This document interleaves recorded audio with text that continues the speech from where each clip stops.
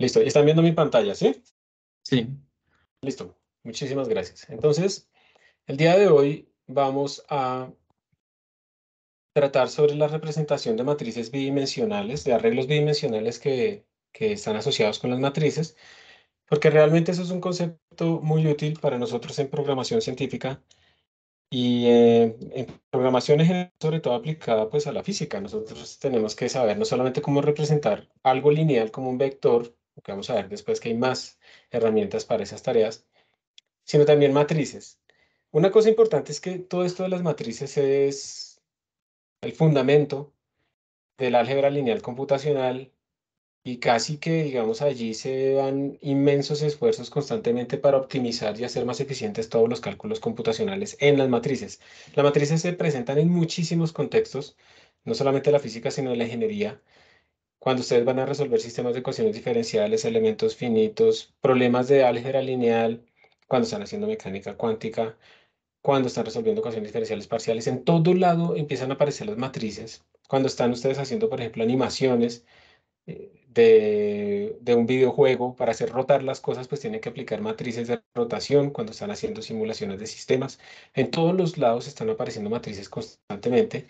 Y entonces la operación de esas matrices, pues tiene que ser algo muy eficiente, muy rápido, para que definitivamente pues el computador sirva como herramienta de estudio computacional, científica y demás.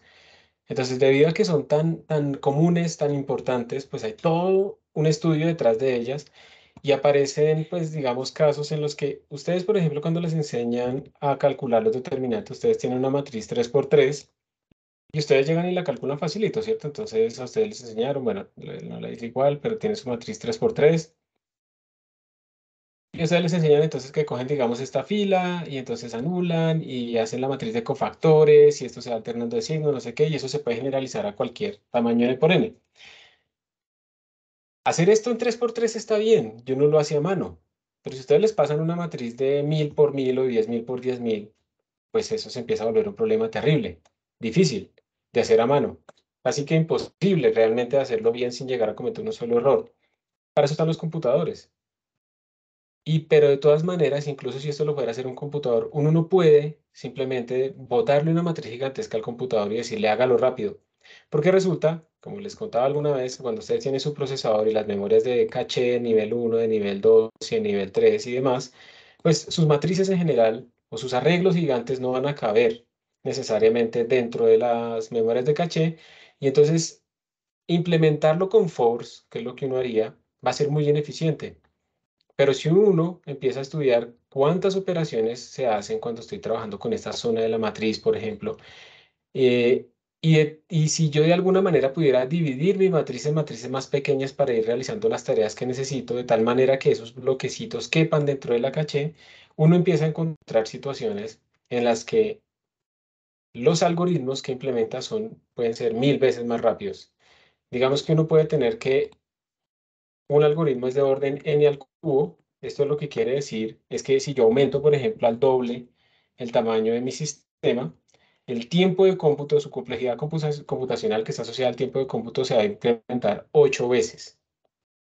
Algo que se demoraba un día, ahora se demora 8 días. ¿Sí? Eso es lo que quiere decir aproximadamente. Pero pues esto del orden está ignorando unas constantes. Entonces digamos que uno lo que puede decir es que ese tiempo se está comportando más o menos como una constante por n al cubo, digamos. Y resulta que uno puede ser que los algoritmos no cambien esta constante, este tiempo polinomial, sino que cambien acá, este numerito. Entonces puede ser que haya un numerito, un algoritmo que uno implementa teniendo en cuenta la caché del procesador, en donde ese numerito es 10 a la menos 5. Mientras que si uno no lo tiene en cuenta, pues ese numerito es 1. Y ya estamos hablando entonces de una diferencia de 100.000 veces entre los dos. Aunque el comportamiento asintótico sea el mismo, la constante es muy diferente en ambos casos. Pero ponerse uno, digamos, yo tengo como tarea en mi tesis de física hacer esta solución de ese sistema, y ponerme yo a implementar esto me va a costar mucho tiempo y no me lo van a valorar al final, porque no hace parte como de mi tarea fundamental en mi investigación científica. Entonces, ahí uno debe utilizar librerías. Entonces, a lo que voy yo es que por favor tengan cuidado que una cosa es hacer matrices pequeñitas para aplicaciones fundamentales o ya utilizar matrices gigantescas que ahí uno ya debe utilizar librerías. Eso es lo que vamos a ver después. Observen, por favor, que nosotros en este momento estamos en esta parte, en el 12. Vamos a empezar aquí. La representación de arrays en 2D. Yo creo que en este curso nos vamos a saltar esta parte antigua de C++ y vamos a pasar directamente a hablar de librerías numéricas, que precisamente nos van a conectar con esto de las matrices gigantes para resolver no solamente problemas de determinantes, de inversas y todo ese tipo de cosas. Vamos a hacer todo eso allá. La librería que vamos a ver incluso tiene cuaterniones y un montón de cosas más. Y luego vamos a ver otra librería de la parte estándar de C++ que nos permite hacer operaciones como si estuviéramos trabajando con vectores literalmente. Recuerden que cuando uno suma dos vectores matemáticos, uno suma componente a componente. Entonces eso lo vamos a ver ahí también. Entonces, de nuevo, si ustedes tienen un problema chiquito, matrices de 5 por 5, 10 por 10, bueno, la pueden implementar ustedes y eso no va a importar la rutina que tengan que hacer. Pero si tienen un problema que va a escalar y va a crecer a ser 100 por 100, 1000 por 1000, 10.000 por 10.000, 100.000 por 100.000, 1.000.000 por 1.000.000, en esos casos consideren el uso de librerías matemáticas. Primera cosa. Nosotros entonces vamos a ver acá cómo representar matrices en 2 dimensiones de tamaño, digamos, n por n, siempre pensando en que son problemas pequeños que no requieren, digamos, cosas de escaladas gigantescas, pero además también pues por practicar el uso de este tipo de problemas. Si ustedes llegan y buscan, entonces, cómo representar matrices en C++, ¿sí? O en cualquier lenguaje de programación. Bueno, primero que todo recuerden que una matriz pues es un arreglo de números, un arreglo cuadrado, lo vamos a trabajar aquí así, un arreglo cuadrado, que vamos a decir que tiene m filas y n columnas y se indexa, puede ser que se indexe desde 1 hasta m o desde 0 hasta m-1. En C++, por ejemplo, es desde 0 hasta m-1. Y aquí será desde 0 hasta n-1. Entonces vamos a tener m por n elementos organizados y dependiendo del contexto, esa matriz pues va a tener diferentes características. Aparecen teoría de grafos, teoría de números, o sea, por todo lado les van a aparecer a ustedes. No es necesario que el arreglo matricial sea rectangular, sea cuadrado, puede ser rectangular, pero de todas maneras, cuando uno representa este tipo de estructuras en el computador, pues en el computador ustedes tienen una memoria RAM que es lineal. Entonces se tiene que escoger más o menos cómo se organiza. Esto es como lo primero que tenemos que ver.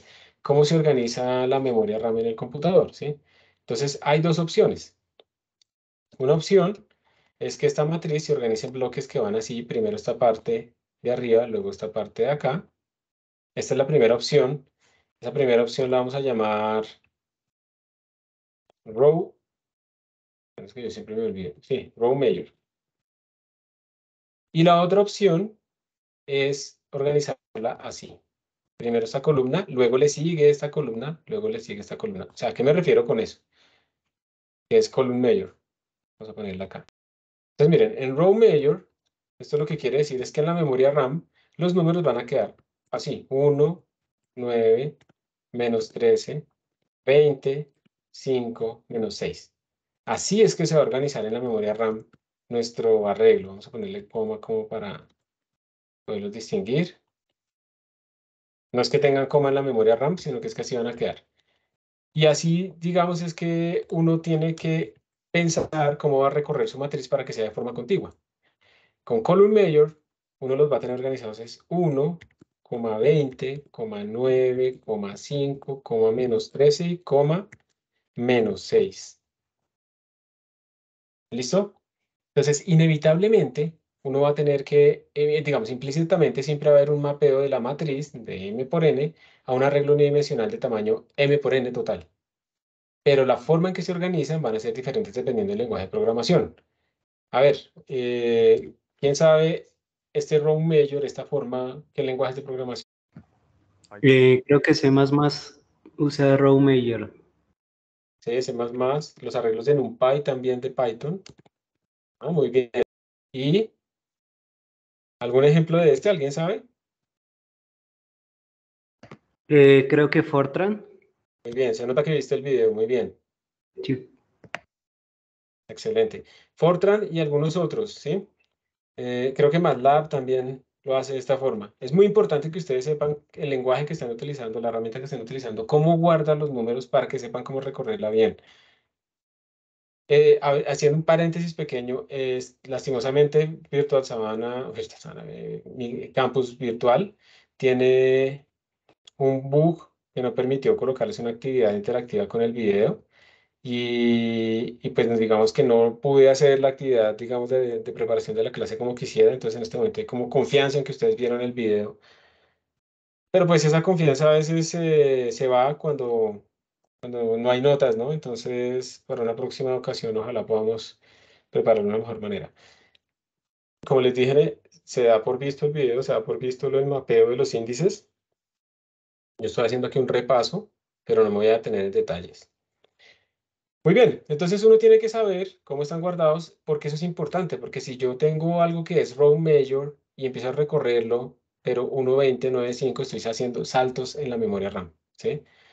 Pues ahí lo pueden ver ustedes. Si yo tengo algo que es row major, yo debería recorrerlo 1.9 menos 13, luego 25 menos 6, eso va contigo en memoria. Pero si lo hago como si fuera column major, o sea, si lo hago 1.20, 9.5, miren que lo que está pasando es que yo estaría haciendo del 1 al 20, luego del 20 al 9, luego del 9 al 5, luego del 5 a menos 13. Son puros saltos de memoria que al final el algoritmo me va a dar lo mismo, pero se me puede demorar, en matrices más grandes, se me puede demorar mil veces más haciéndolo así es continuo que haciéndolo continuo.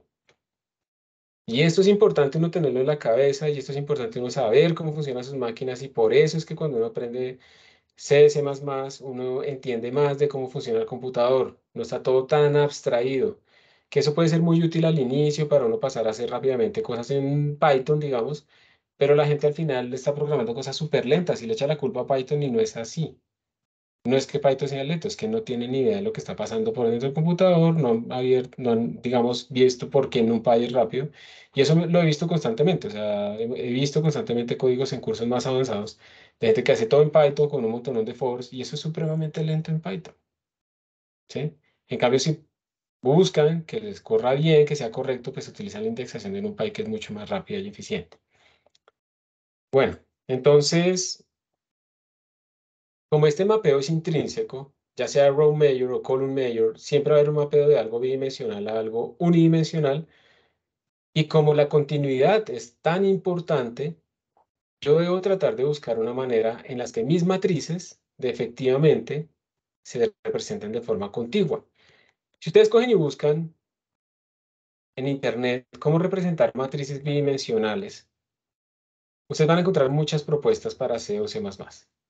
¿Sí? Entonces ustedes colocan, digamos que lo empiezan a hacer en español, entonces matrices en C++. Entonces matrices en C++, declaración y uso, programar ya, bla, bla, bla, Microsoft, bueno, aprende Olimpiada Informática, no sé qué, vamos a ver con qué sale.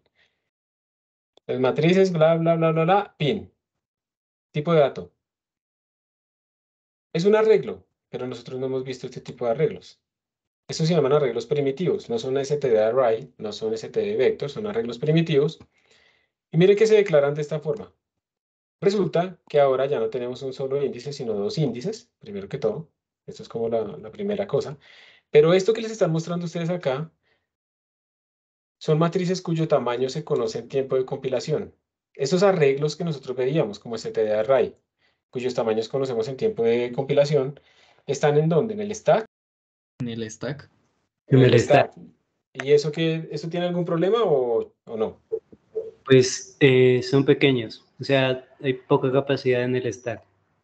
Perfecto. Son pequeños, son digamos que uno tiene mucha memoria, la memoria está muy limitada en el stack. Entonces esto, yo he visto también gente haciendo la tesis que dice, no, pero es que cuando yo estoy pidiendo mi matriz para guardar los datos de, no sé, mi lattice Boltzmann o mi elementos finitos, me está saliendo segmentation fault y están utilizando arreglos estáticos en el stack, ¿sí?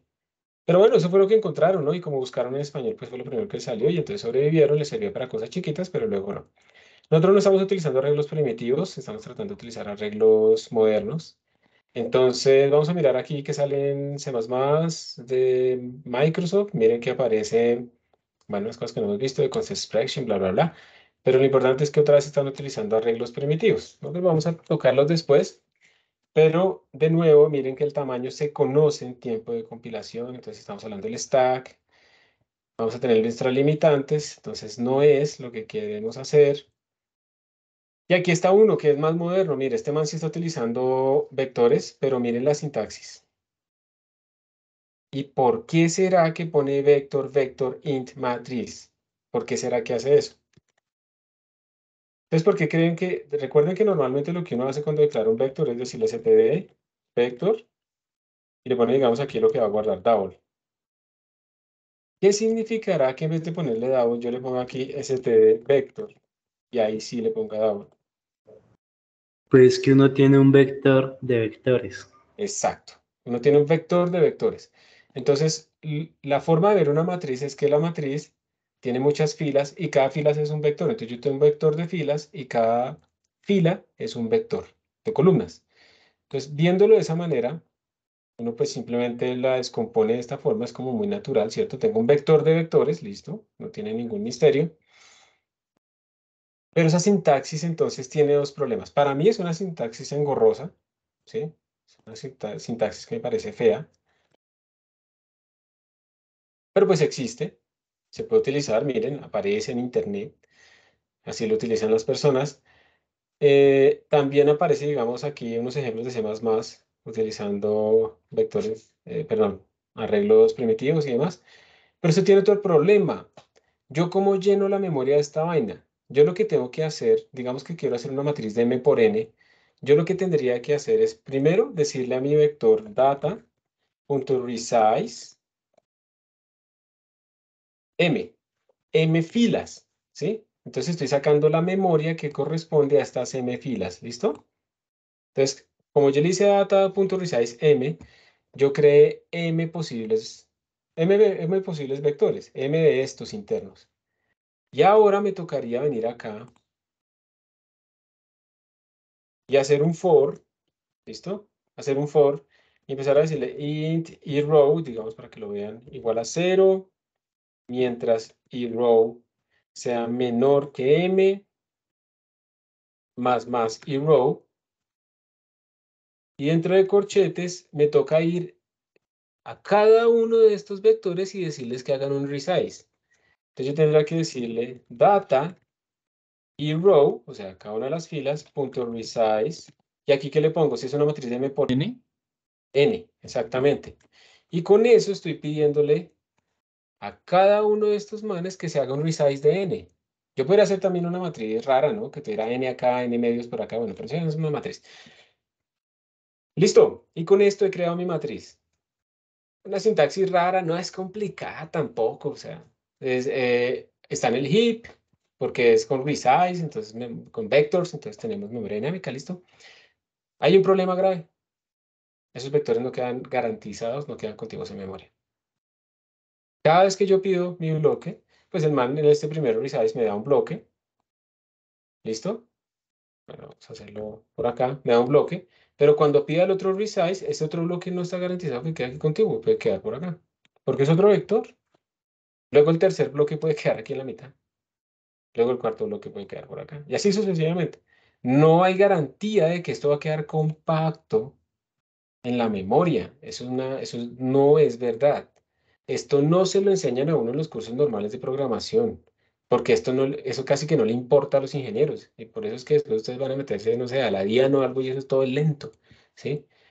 Pues porque es más barato, o sea, es más rápido hacer el código así a toda carrera y después comprar un computador más potente para una empresa que pensar en el performance. Pero es que ustedes cuando estén trabajando en computación científica, haciendo su tesis o haciendo una simulación, tienen que pensar en esto para hacer algo que sea relativamente eficiente. No pueden estar ahí simplemente con lo más fácil. Hay un equilibrio entre lo fácil y lo eficiente. No se puede hacer completamente eficiente porque no es fácil. No se puede hacer completamente fácil porque no es eficiente. Entonces tenemos que encontrar el equilibrio entre las dos, una U ahí. Entonces, ya sea en NumPy o ya sea en C++, no sé qué, tienen que tener cuidado con eso de las estructuras, cómo se crean. Entonces, esta estructura es la forma en la que le enseñan a uno, donde uno encuentra hacer este tipo de cosas, pero no es la manera correcta si uno quiere que sea contiguo en memoria, ¿sí? Por eso es que les digo que no lo hagan. Hay otra posibilidad que probablemente uno encuentra y es que le dicen a uno, oiga, pues eso es así, doble puntero, data, y entonces usted lo que hace es data igual a new, double, tamaño m, Entonces esto es muy parecido a lo que está acá. Básicamente estamos diciéndole que data es un doble puntero que va a guardar una matriz bidimensional, por eso es doble puntero. Pedimos la cosa para las m columnas y luego nos toca volver a hacer un for, ¿sí? Para decirle a cada uno de esos datas, cada uno de esos vectores, bueno, in row, no lo voy a copiar todo, igual a new, operador new que pide memoria RAM por n. La misma cosa, ¿sí? Estamos haciendo lo mismo y de nuevo, el mismo problema. Eso no está garantizado en que sea contigo. Miren, a mí esto nunca me lo han enseñado. Y yo aprendí a hacerlo así. Y después aprendí a hacerlo así, por mi cuenta. Digamos, así me lo enseñaron porque era en C. Luego aprendí a hacerlo así por mi cuenta. Y cuando yo iba a los cursos de programación de alto rendimiento en el ICTP, varios, ya sea, sí, en Italia o en otros sitios que estaban participando, estos manes todo lo hacían era con punteros unidimensionales. Y yo me preguntaba, ¿pero por qué? Y al final, después preguntar y bueno, todo eso, pues claro, uno viene a entender que resulta que con un puntero unidimensional yo garantizo continuidad de la memoria. Entonces esto cambiaba a data, ¿listo? Yo pedía new, double, y pedía cuánta memoria, m por n, toda la memoria de una vez. Pues evidentemente está contigo en memoria. Y después jugando con los índices, yo este arreglo unidimensional lo trabajaba como si fuera una matriz. Entonces, por ejemplo, en vez de escribir data de i, j, ¿esto cómo es que se escribe ahora en los índices? ¿Cuál es la transformación que yo voy a escribir para este arreglo unidimensional? ¿Cuál es el elemento i, j, pero escrito en términos del número de filas o de columnas, según el video?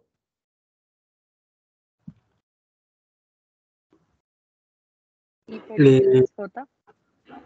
Ajá, y por n y por el número de columnas más j. Muy bien. ¿Y por qué es eso? Repaso rápido. Si yo estoy en este elemento, ¿listo? Y si digamos,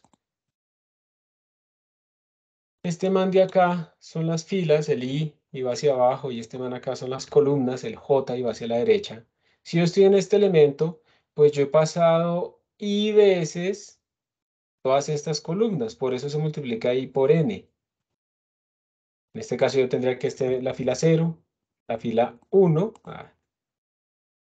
y esta sería la fila 2. Entonces observen que ¿cuántas han pasado? Pues 2 por el número de columnas. Ese es el número de elementos que yo he pasado hasta acá. ¿Y qué le tengo que sumar para llegar a este elemento? Pues el j. Entonces ya está. Número de filas que he pasado completas más el j. Y eso es todo. Eso es todo, ¿sí? Ahí está el secreto. Entonces, por esta razón es que nosotros vamos a utilizar arreglos unidimensionales para modelar matrices bidimensionales, porque tenemos garantizada la continuidad de memoria. Y también pasa con los vectors, ¿sí? En ambos casos vamos a tener garantizada la continuidad de memoria. Entonces, por ejemplo, ¿cómo haríamos el caso del vector? St de vector, double, data, data.resize m por n. Y ahí en adelante, pues, elemento i, j, pues i por n más j, listo. Ese es el elemento i, j, de mi elemento, de mi visión, de mi vista bidimensional. Y así es como preguntas en este punto. ¿Qué es ese operador que es como una flecha? No, ninguno. Es una flecha que yo puse de la transformación. Lo que yo haría normalmente se transformará en esto, ¿listo? Vale, vale, vale. Sí, sí. Pero, por si acaso, sí existe ese operador, ¿listo? Sí existe. Ese operador flecha en C++ existe porque está heredado desde C y tiene que ver con punteros de estructuras. No lo vamos a tocar, ¿listo? Sí existe dentro de C++, pero en este caso, en el contexto, era simplemente como en qué se transforma, ¿listo? Vale, listo. Gracias. El stack, sí, Carlos, bien. ¿Ninguna? Listo. Entonces, esa es, digamos, como la introducción general, la motivación de por qué no vamos a utilizar lo que uno encuentra en Internet. Además que ustedes ven que hay como muchas maneras de hacerlo, entonces hay que, no es que sea lo mismo, o sea, si se pudiera hacer de muchas maneras lo mismo, eso sinceramente es problemático, ¿sí? Porque uno no sabe cuál es la mejor. No, aquí no se está haciendo lo mismo de las diferentes maneras porque no todas son equivalentes, ¿ok? Entonces pilas con estar en el stack, en el heap y ese tipo de cosas. No es exactamente igual todo lo que tenemos acá. Bueno, aquí en el chat anónimo no hay preguntas. Yo les recomiendo también que busquen en inglés, mejor, más actualizado. Y bueno, listo, volvamos aquí al material. Entonces, como les decía, ustedes podrían crear arreglos primitivos en el stack, podrían crear arreglos primitivos utilizando memoria dinámica. Esto está contiguo en memoria, pero es limitado en tamaño. Esto no está contiguo en memoria, eso no está garantizado. Puede ser que algunas veces sí, pero otras veces no. Cuando ustedes no tengan garantía, no confíen en eso, ¿sí? Pueden hacerlo como una raíz de arrays, pero está en el stack. O pueden hacerlo como un vector de vectors, ¿sí? En todo caso, ya vimos que ninguno de estos tiene digamos que lo ideal, ¿cuál es? Que sea contiguo en memoria y que tenga el tamaño más grande posible. O unos son contiguos, pero son limitados, o los otros son grandes, pero no son contiguos. Yo necesito las dos. Y la forma de hacer las dos cosas es utilizar esas vistas bidimensionales. Yo estoy utilizando aquí una sesión incógnito porque el caché de mi browser no se estaba actualizando, entonces me estaba saliendo una versión antigua. En este momento estamos en esta parte de Arise, 2D Arise, que tiene la representación de la matriz, los índices, cómo se transforman de 1D a 2D, dibujitos que les hice ahí, y unos ejercicios.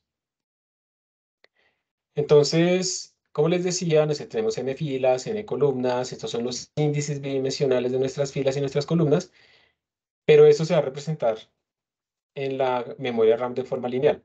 Pregunta, ¿en este diagrama se está utilizando un lenguaje que es row major o que es column?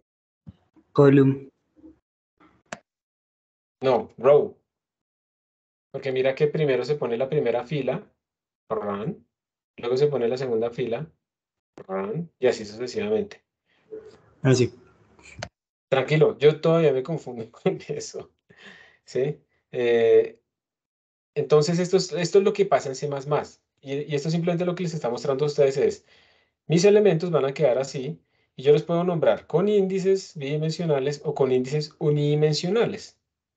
Entonces, la pregunta es, para el numerito verde o el numerito amarillo, ¿cómo puedo yo extraer ese 2 o este 9? ¿Cómo lo puedo crear?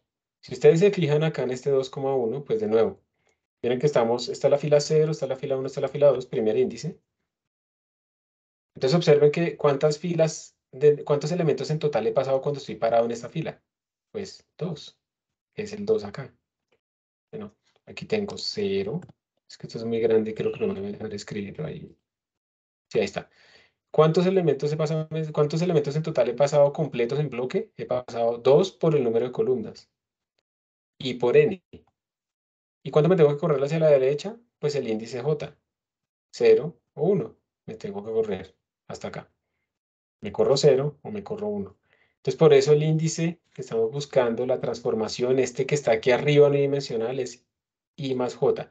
Este es, de nuevo, si ustedes quieren escribir los índices I, J, esto es lo que tienen que escribir. I por N.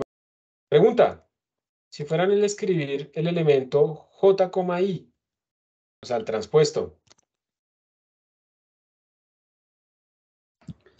Sería J por M más I. por M, dijiste, ¿cierto? Ajá. ¿Y por qué no por N? Porque, no. Porque M pues es el número de filas. Sí, de filas, y entonces estamos contando primero. Está bien, o sea, tienes la intuición, por eso uno a veces no puede explicar lo que tiene por intuición, ¿cierto? Porque le parece como lógico, pero como que, digamos que parto esta matriz y la transpongo y llego acá. Recuerden siempre que el concepto es cuántos he pasado completos. Entonces, cuando yo estoy en la transpuesta, lo que eran filas se vuelven columnas, lo que eran columnas se vuelven filas. Entonces, ahora yo estoy mirando aquí cuántos bloques horizontales pasé, que era lo que eran las filas acá. Entonces, hay que tener cuidado con eso. Muy bien. Es J por M más I. Si yo tengo una matriz cuadrada, no se va a dar cuenta uno que cometió el error porque M y N son iguales, pero cuando la matriz es rectangular, sí van a aparecer los errores. Excelente. ¿Listo? Muy bien. Sí. ¿Preguntas? Bueno, a ver si aquí hay algo. Nada. ¿Listo?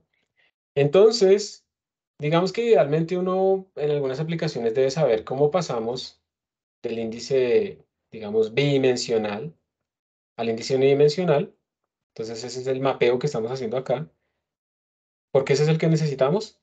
Porque yo estoy tratando de indexar en un arreglo unidimensional algo que supuestamente es bidimensional. Pues por eso necesito el índice unidimensional, que le llamamos ID en esta figura. Pero a veces uno también quisiera del índice unidimensional pasar al índice bidimensional. Entonces, por esta misma definición, uno puede decir que si yo divido de forma entera por n, como n es más grande siempre que j, porque j va entre 0 y n menos 1, pues este man se va a truncar a 0 en división entera. Si yo divido toda esta expresión por n, y voy a quedarme con i. Por eso yo divido id por n para sacar el i. Y como j es lo que me sobra, si yo saco el módulo de esto, porque mire que si yo divido por n, pues me cabe i veces y me sobra j, pues j es el residuo. Entonces yo saco con el operador módulo para sacar j. Eso a veces se necesita en otras aplicaciones. Es para que ustedes lo vean que yo puedo sacar las dos cosas de acá jugando con la división entera.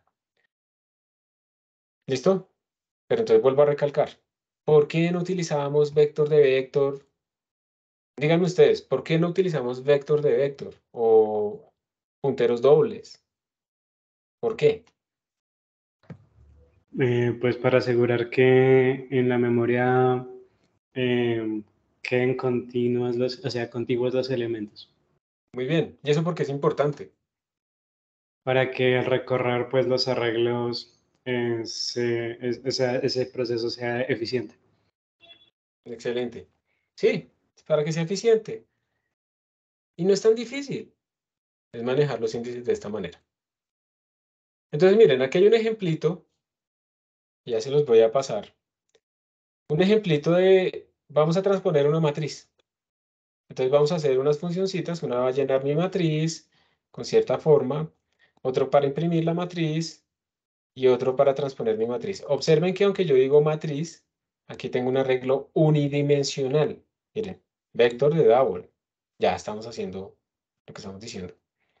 Yo le mando tanto la matriz por referencia como las dimensiones, porque en general pues no va a ser cuadrado, entonces yo aquí solamente tengo el número total de elementos, pero yo no sé, si a mí me dicen, ese vector representa una matriz y el tamaño total del vector es 12, pues puede ser un vector de 1 por 12, o una matriz de 2 por 6, o de 3 por 4, o de 4 por 3, o de 6 por 2, o de 12 por 1, ¿sí? O sea, todos los posibles enteros multiplicando que me den 12 hacen parte de las posibilidades para M y para N. Entonces, para evitar problemas con eso, mandamos el M y el N y listo. O se puede mandar uno y no el otro, pero pues seamos explícitos, mandemos los dos. Y ya. Pregunta, ¿por qué tengo que mandar aquí esto por preguntarle? Para poder Dale. modificar, para poder ¿Señor? modificar los datos del vector, ¿no? O sea, Perfecto. Para poderlo modificar. Se supone que lo vamos a llenar, entonces lo queremos modificar. Muy bien. La función printMatrix recibe lo mismo, pero la recibe como referencia constante. Entonces, Juan Camilo Quintero, ¿por qué, por qué le pongo referencia y por qué le pongo const? ¿Referencia a qué, profesor? Aquí a este vector, ¿por qué lo mando por referencia y le pongo const?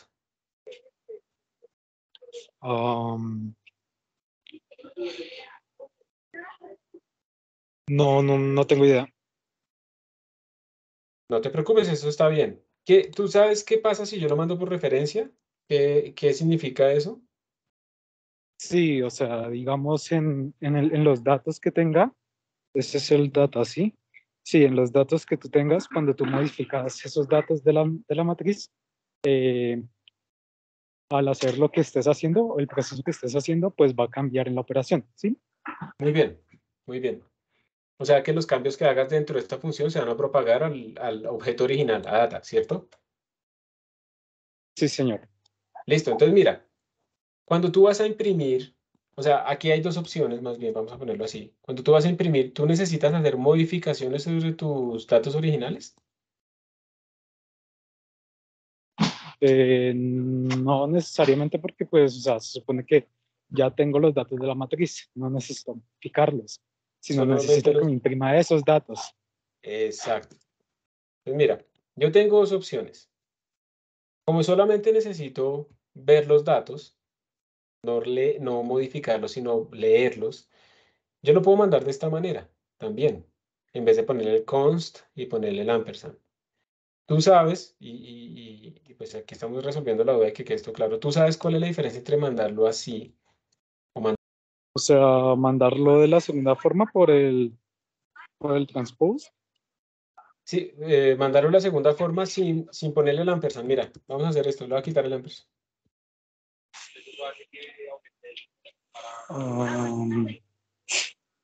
O sea, como imprimirlo por filas. ¿A eso No, te mira que refieres? aquí no sabemos cómo estamos imprimiéndolo. Simplemente le estamos diciendo, le voy a mandar esos datos para que los Ah, imprima. ya. Ah, es que no. Ajá. Ahí se ve mejor. Entonces, tú sabes, pues si no sabes, es para explicarlo. Tú sabes cuál es la diferencia entre ponerle esto. Tú ya me dijiste, si le pones esto, se está pasando como los datos originales y los podrá modificar, ¿sí o no? Sí. Si no se lo pongo, ¿qué estoy pasando? Los, pues el archivo que, o sea, no, está pasando lo mismo, el archivo que ya estaba. Estoy pasando los No, datos, no es necesario. pero hay una diferencia fundamental. Y es que si tú no le pones el ampersand, estás pasando una copia, se va a crear una copia de tus datos. O sea que al momento de yo ejecutar el código me va a crear una copia de los datos cuando lo imprimo. Exacto, entonces mira, esto lo que va a hacer es, digamos que yo me equivoqué en la impresión y yo le puse data de 2 igual a 20. Si yo le pongo el ampersand, tú ya tienes esto claro. Los datos originales, cuando yo llame a mi función, digamos aquí a write2d, los datos originales, uno de esos se va a modificar, ¿cierto? Porque lo pasé por referencia, ¿sí o no? Sí. Pero si yo hago esto, yo Ah, estoy queda con el modificando, viejo. digamos el viejo se queda normal y aquí yo estoy modificando esa la copia que yo armé. Ajá. ¿Listo? Esa es la diferencia. ¿Está bien? O Pero ¿cuál es sea, el problema? Imagínate que data fuera un arreglo de 1 millón de datos. Imagínate que tú cada vez que vas a imprimirlo a tu archivo o a la pantalla, crearas copias. ¿Eso es eficiente o es ineficiente?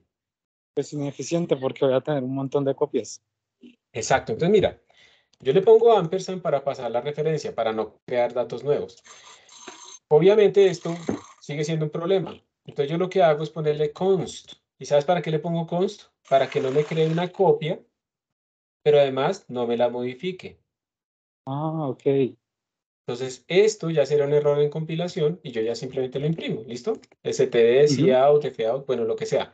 Entonces, estoy evitando crear una copia y por eso lo paso en referencia, pero quiero quitarle permiso de modificación, por eso le pongo el const.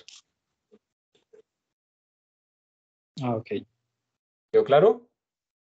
Sí, señor.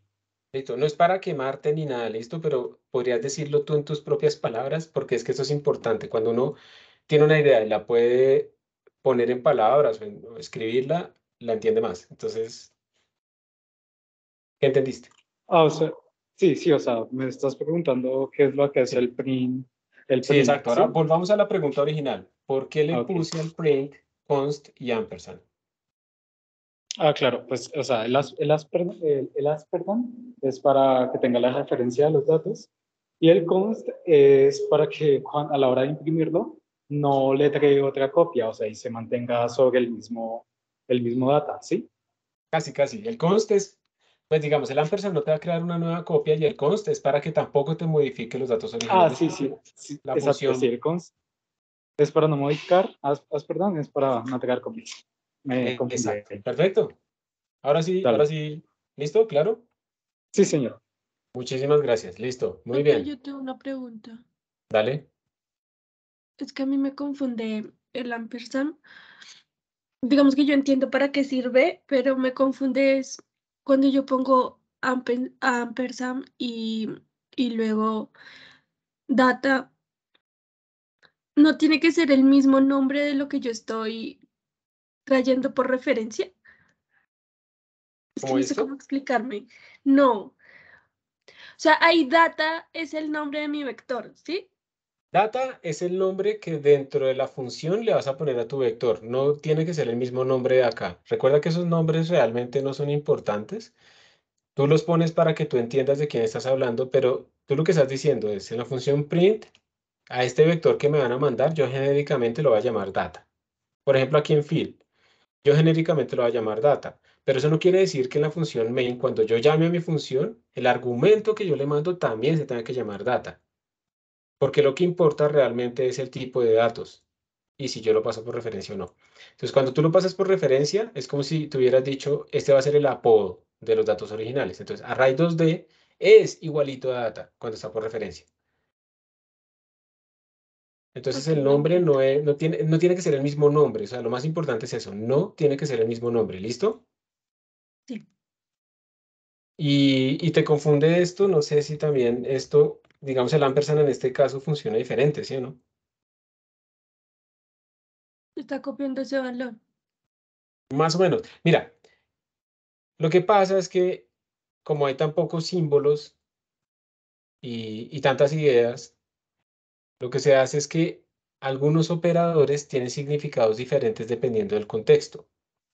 Aquí, este operador ampersand está actuando como un operador unario, se llama esto. Unario quiere decir que solamente tiene un operando. En este caso es unario porque solamente tiene un operando que es esta cosa. Entonces él lo que dice es, como en este contexto me están llamando como un operador unario, yo lo que voy a extraer es la dirección de memoria de este primer elemento. Porque te acuerdas que cuando nosotros queremos sacar la dirección de memoria escribimos así. Sí. ¿Listo? Porque aquí se comporta como unario. Pero acá él entiende que tiene operadores a la derecha y a la izquierda. O sea que él tiene que actuar como con esas dos cosas. Entonces aquí es binario. Y se comporta diferente. Aquí él entiende que debe pasar por referencia, no que tiene que pasar la dirección de memoria de data o algo así. ¿Listo? Ok. Algunos. Bueno, voy a abrir aquí y mirarla. Listo. Entonces, transpose matrix. Miremos esta sintaxis de acá. Le estoy mandando un vector por referencia constante. Entonces, aquí tenemos, a ver, tratemos de deducir. Lean ustedes esto y traten de decirme para qué servirá indata y outdata. Mirando quién es constante, quién no, dónde voy a guardar la transpuesta, la estoy retornando o no. Mírenla bien, le voy a preguntar a... Vamos a hacer aquí una rifa. Nicolás Guzmán. Nicolás Guzmán. Ah, pero no tienen de micro. No, pues ahorita te pido es que escribas entonces algo. Entonces, vamos a ponerlo así. Carlos Julio Ruiz. No fue el que le pregunté. Carlos Julio. Sí, señor. Hola. Entonces te voy a pedir a ti que, por favor, me digas solamente de ver esta declaración. ¿Qué crees que hace esta función? ¿Qué argumentos recibe? ¿Dónde guarda la transpuesta y demás? ¿Listo? ¿Está bien? O sea, creo que la función no retorna nada, pero está recibiendo una matriz por referencia, creo. Ajá. Entonces aquí recibe un arreglo por referencia, pero este arreglo lo va a modificar o no. O sea, es para simular que devuelva ¿Y en dónde guardará el retorno entonces? ¿En indata o en outdata? en outdata. ¿Por qué? O sea, tengo como, sí, lo que había dicho in the input y out the output. Exacto. La referencia. El nombre ayuda, ¿cierto? Para eso le pusimos este nombre, pero además mira el const, mira que indata está constante, o sea, yo lo paso por referencia, pero no lo puedo modificar, ¿listo? En cambio, outdata lo paso por referencia y yo no le puse const. Ah, ok, ok. Sí, sí, sí. Entonces sí lo podrás modificar. Esta es una manera que se utilizan estas funciones para que retornen cosas más complejas que un DAO o cosas así. En vez de yo ponerme a retornar una nueva matriz para hacer copias, yo le digo que me guarde la salida en una de estas cosas que le mando como argumentos y no me retorna nada. O me retorna un estado de horror, de error o alguna cosa de esas. Y los tamaños, ¿no? ¿Listos? Entonces esta función, muy bien, lo hiciste muy bien, no retorna nada, pero porque el resultado lo va a guardar en este argumento. Entonces mire que yo lo que hice fue poner como los inputs en la primera línea y los outputs, que pueden ser varios, en la segunda. ¿Vamos bien o bueno? Vamos a leer de la línea de comandos el M y el N, el número de filas, el número de columnas.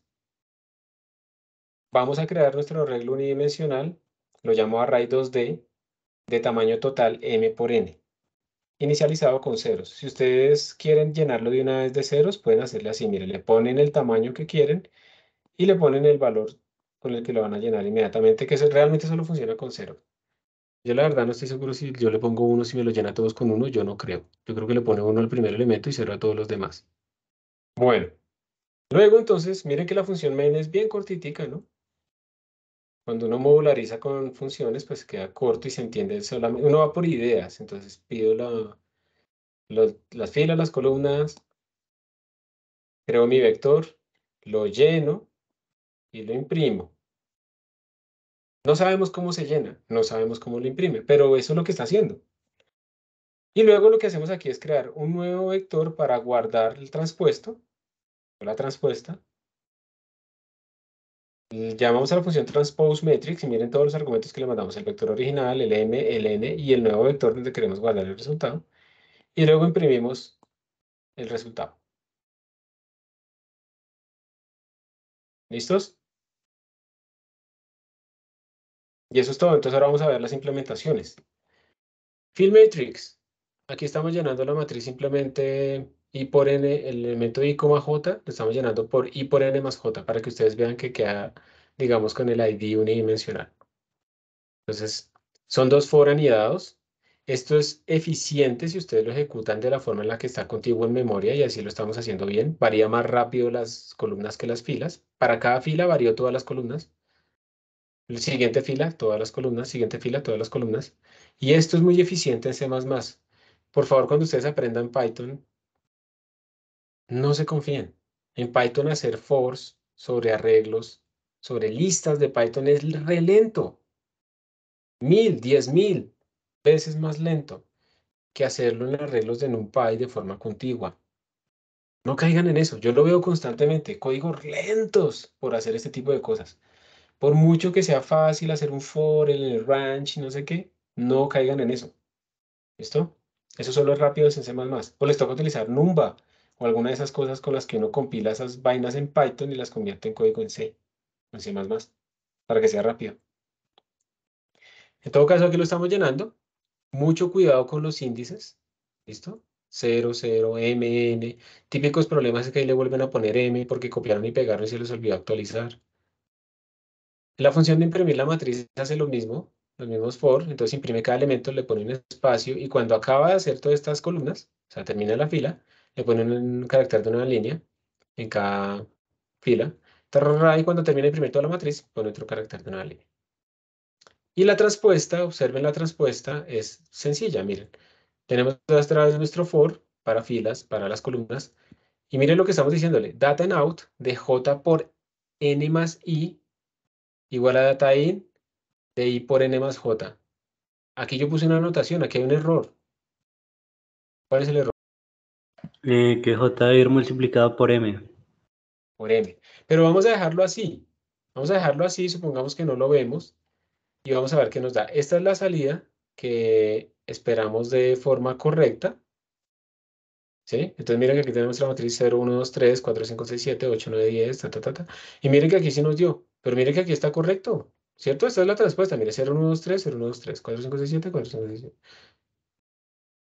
O sea que este código sí está correcto o no, porque mire que aquí se dio bien la transpuesta. Esto es una salida de este código. Pero es porque M y N son iguales, ¿no? Excelente, muy bien, es por eso. Entonces no se nota, pero si lo hacemos rectangular, sí se nota. Entonces, les voy a pasar este código para que ustedes jueguen con él. Ay, esta mañana estaba hablando un poco de trabajo en grupo en otro curso en el que les puse un proyecto de la mitad del semestre y lo tenían que entregar ya ahorita. Y, y pues todas las dificultades de trabajar en grupo, herramientas para trabajar en grupo. Y una de las cosas que también les recomendaba era como tener la posibilidad de cuando uno está haciendo varias cosas al tiempo, de cuando tenga que cambiar de tarea, que no le cueste tanto cambiar ese contexto y empezar rápidamente las otras tareas.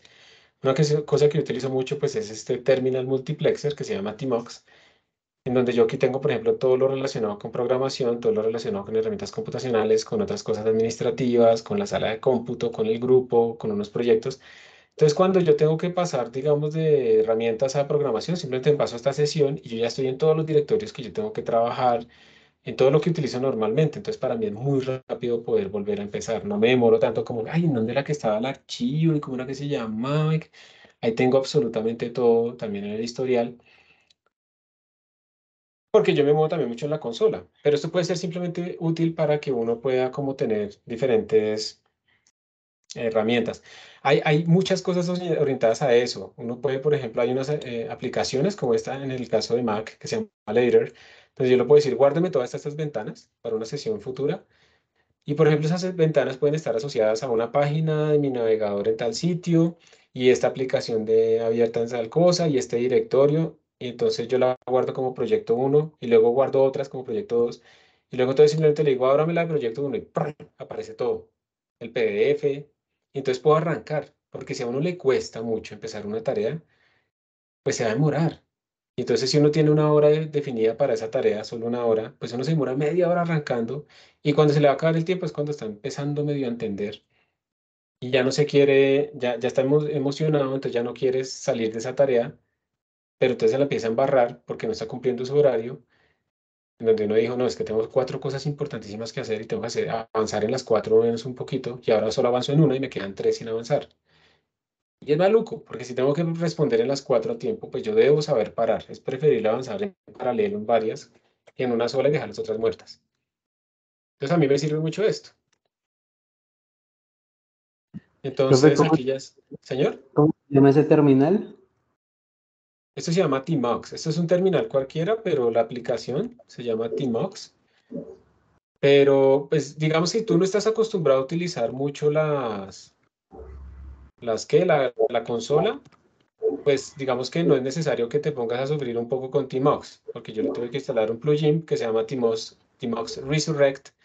Él va guardando cada 5 minutos las sesiones que tengo abiertas y por eso yo lo puedo resucitar después. Entonces, por ejemplo, a mí me pasa mucho en la nacional, en la sala de cómputo en el servidor, se va la luz y tengo que arreglar algo. Entonces yo entro, pero eso son muchas cosas por arreglar.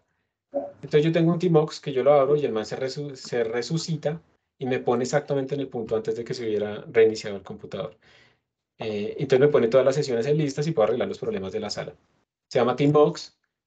Y otra cosa que hablábamos también era un poco el manejo de proyectos. Entonces, miren, yo no sé ustedes cómo manejan sus tareas. Hagamos una indagación aquí, vamos a abrirnos un poquito del tema.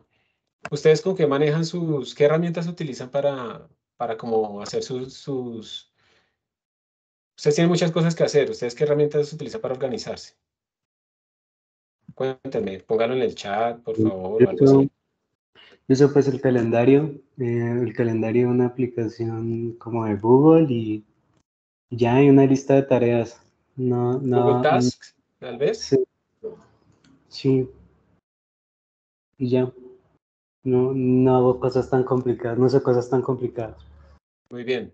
¿Alguien más que quiera contribuir? Yo sé que ustedes en este momento de pronto no ven la necesidad, pero ustedes deben irse acostumbrando en este momento porque en el momento que ustedes sientan, ya me toca, es porque ya están tarde, porque ya se vieron superados por la cantidad de cosas que tienen que hacer.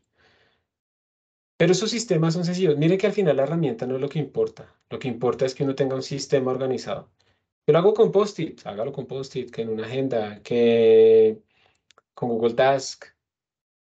Lo importante es que tengan una trazabilidad. A mí personalmente me gusta más lo digital porque yo puedo buscar. Yo a veces necesito, por ejemplo, a mí me toca hacer un informe, ¿sí? Un informe anual de actividades, eso nos toca hacer a los profesores. Entonces a uno se le olvida, ¿no? Uno se acuerda como lo más reciente, pero hay muchas cosas que uno se le olvida. Entonces a mí me sirve, por ejemplo, buscar qué hice en tal fecha hasta tal fecha, o en esta rama, digamos, de asociada al trabajo o la investigación, qué tareas hice.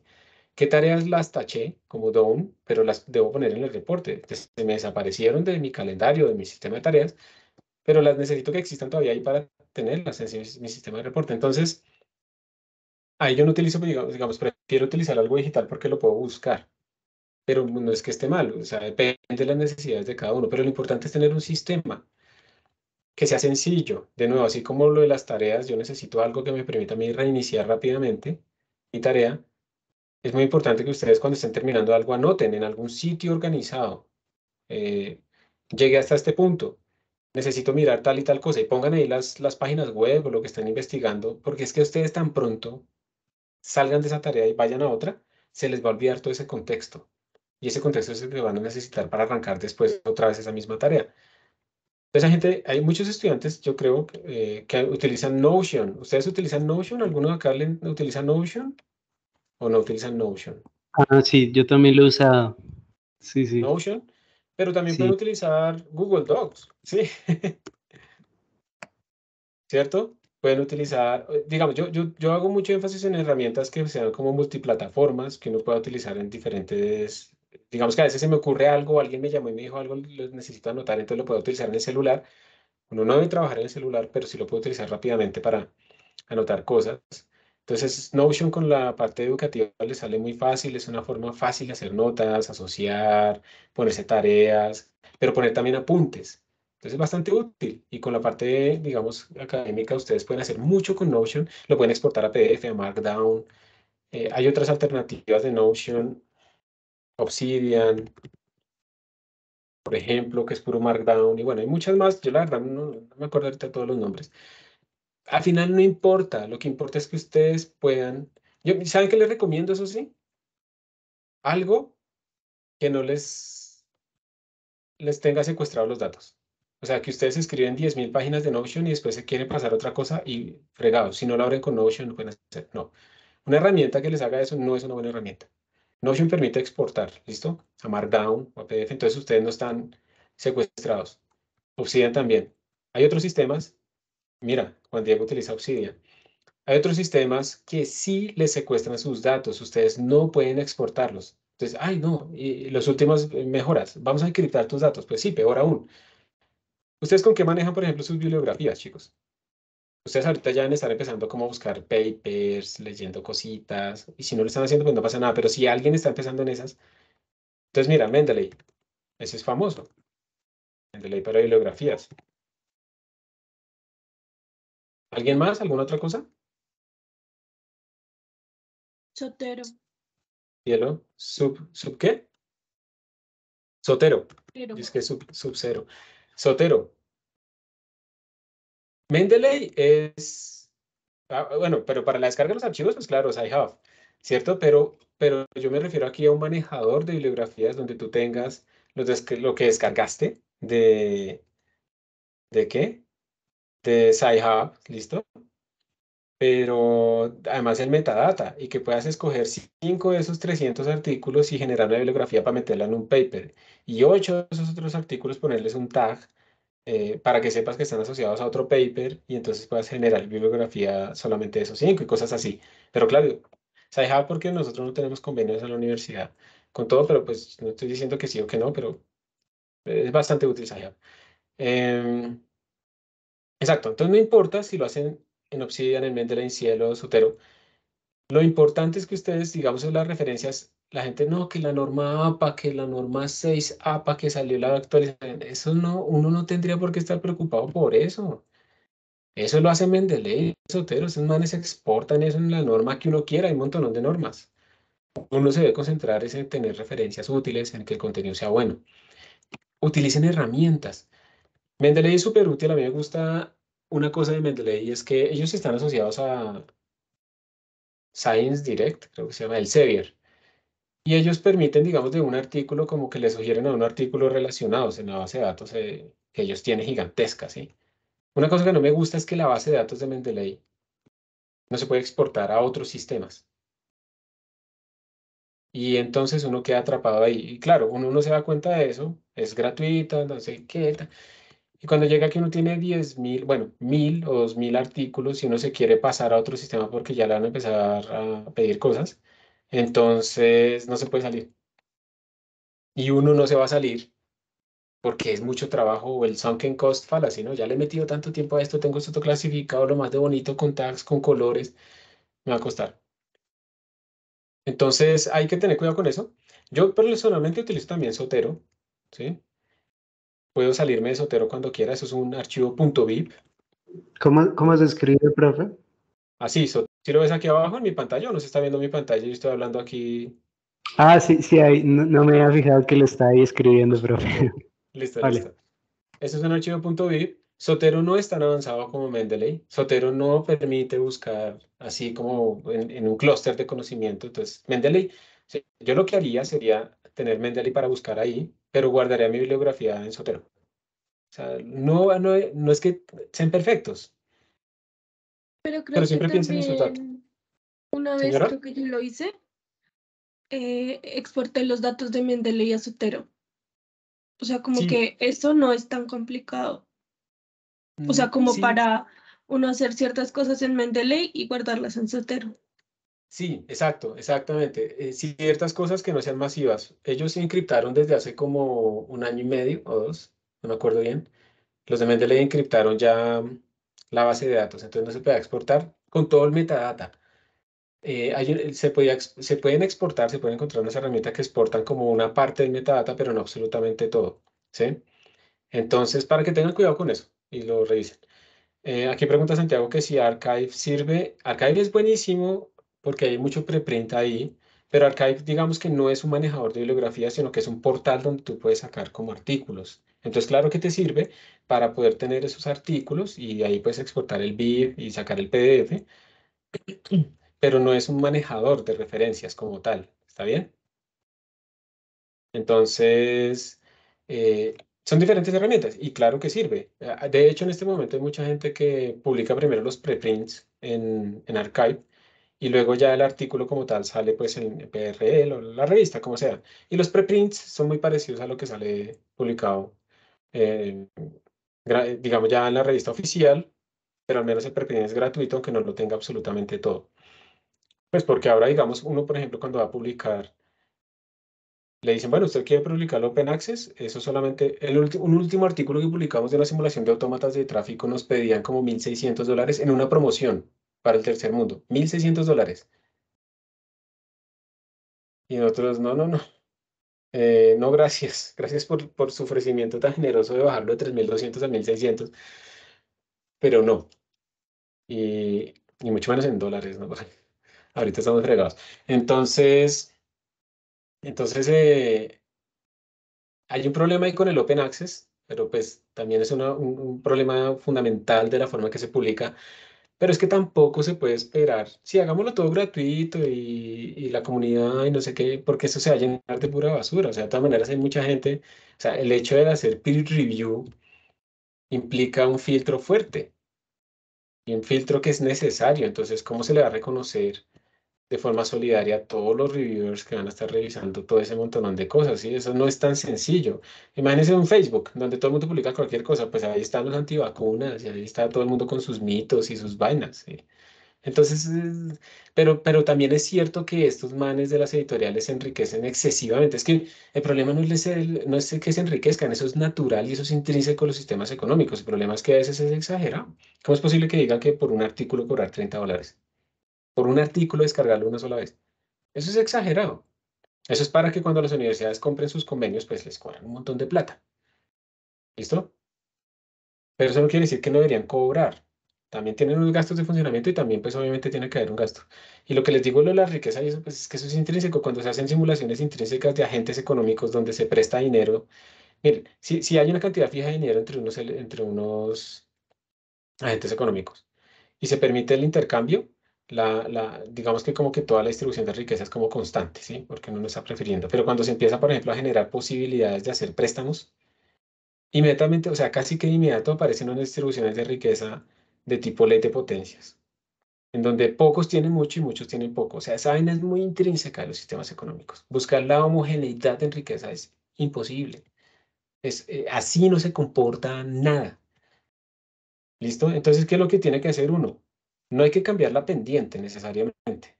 Eso sería ideal, ¿sí? Porque pues, cambiar la pendiente es la desigualdad. Lo que hay que hacer es subir la constante que tiene esa curva para que el pobre no sea tan miserable y tenga que vivir en la tierra y no tenga salud ni comida. No, es que el pobre tiene que tener un mínimo vital de bienestar, de dignidad humana. Y eso implica que hay unos que tienen mucho. Sí, eso es inevitable, hermano. Lo que hay que hacer es subir el nivel. Porque un pobre en Colombia no es lo mismo que un pobre en Alemania, que un pobre en Suiza. Y ahí es donde está el problema. No es la igualdad y la distribución equitativa, absolutamente todo eso no va a funcionar nunca. Lo que hay que hacer es dar bienestar. Y el bienestar no se da con subsidios. El bienestar se da también, además, con educación, con alimentación.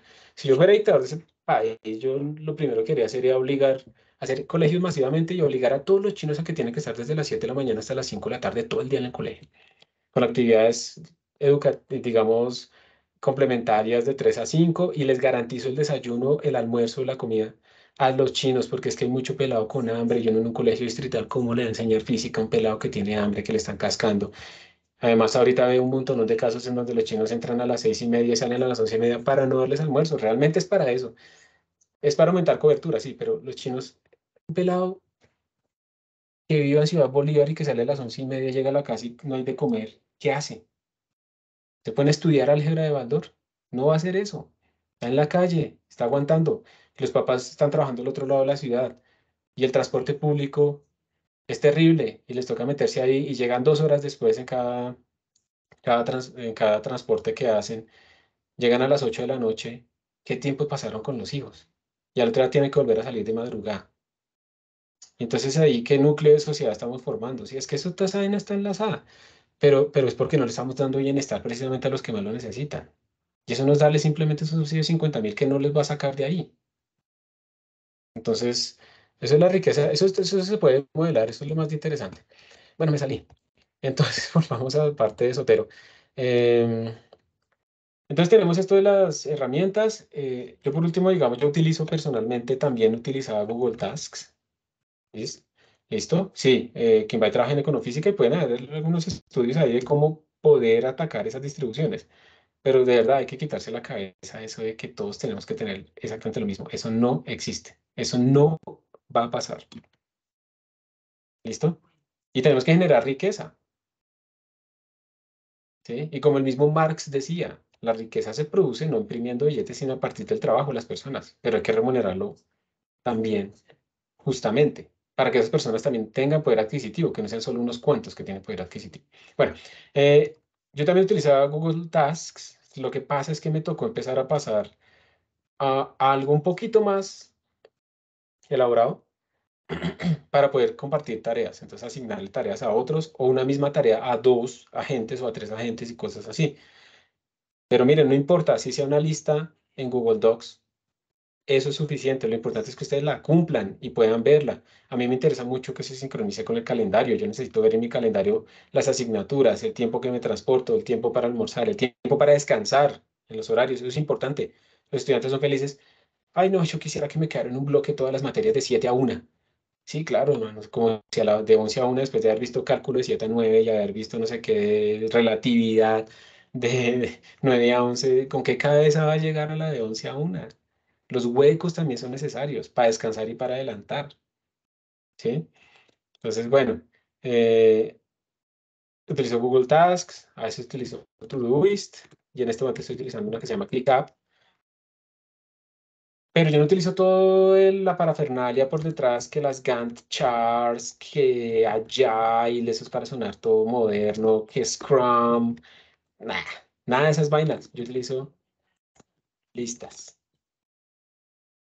listicas normalitas de tareas con unos deadlines y con unos start lines. Uno no se debe acostumbrar solamente a planear cuándo me toca entregar algo, sino también cuándo debo empezar a trabajar en algo.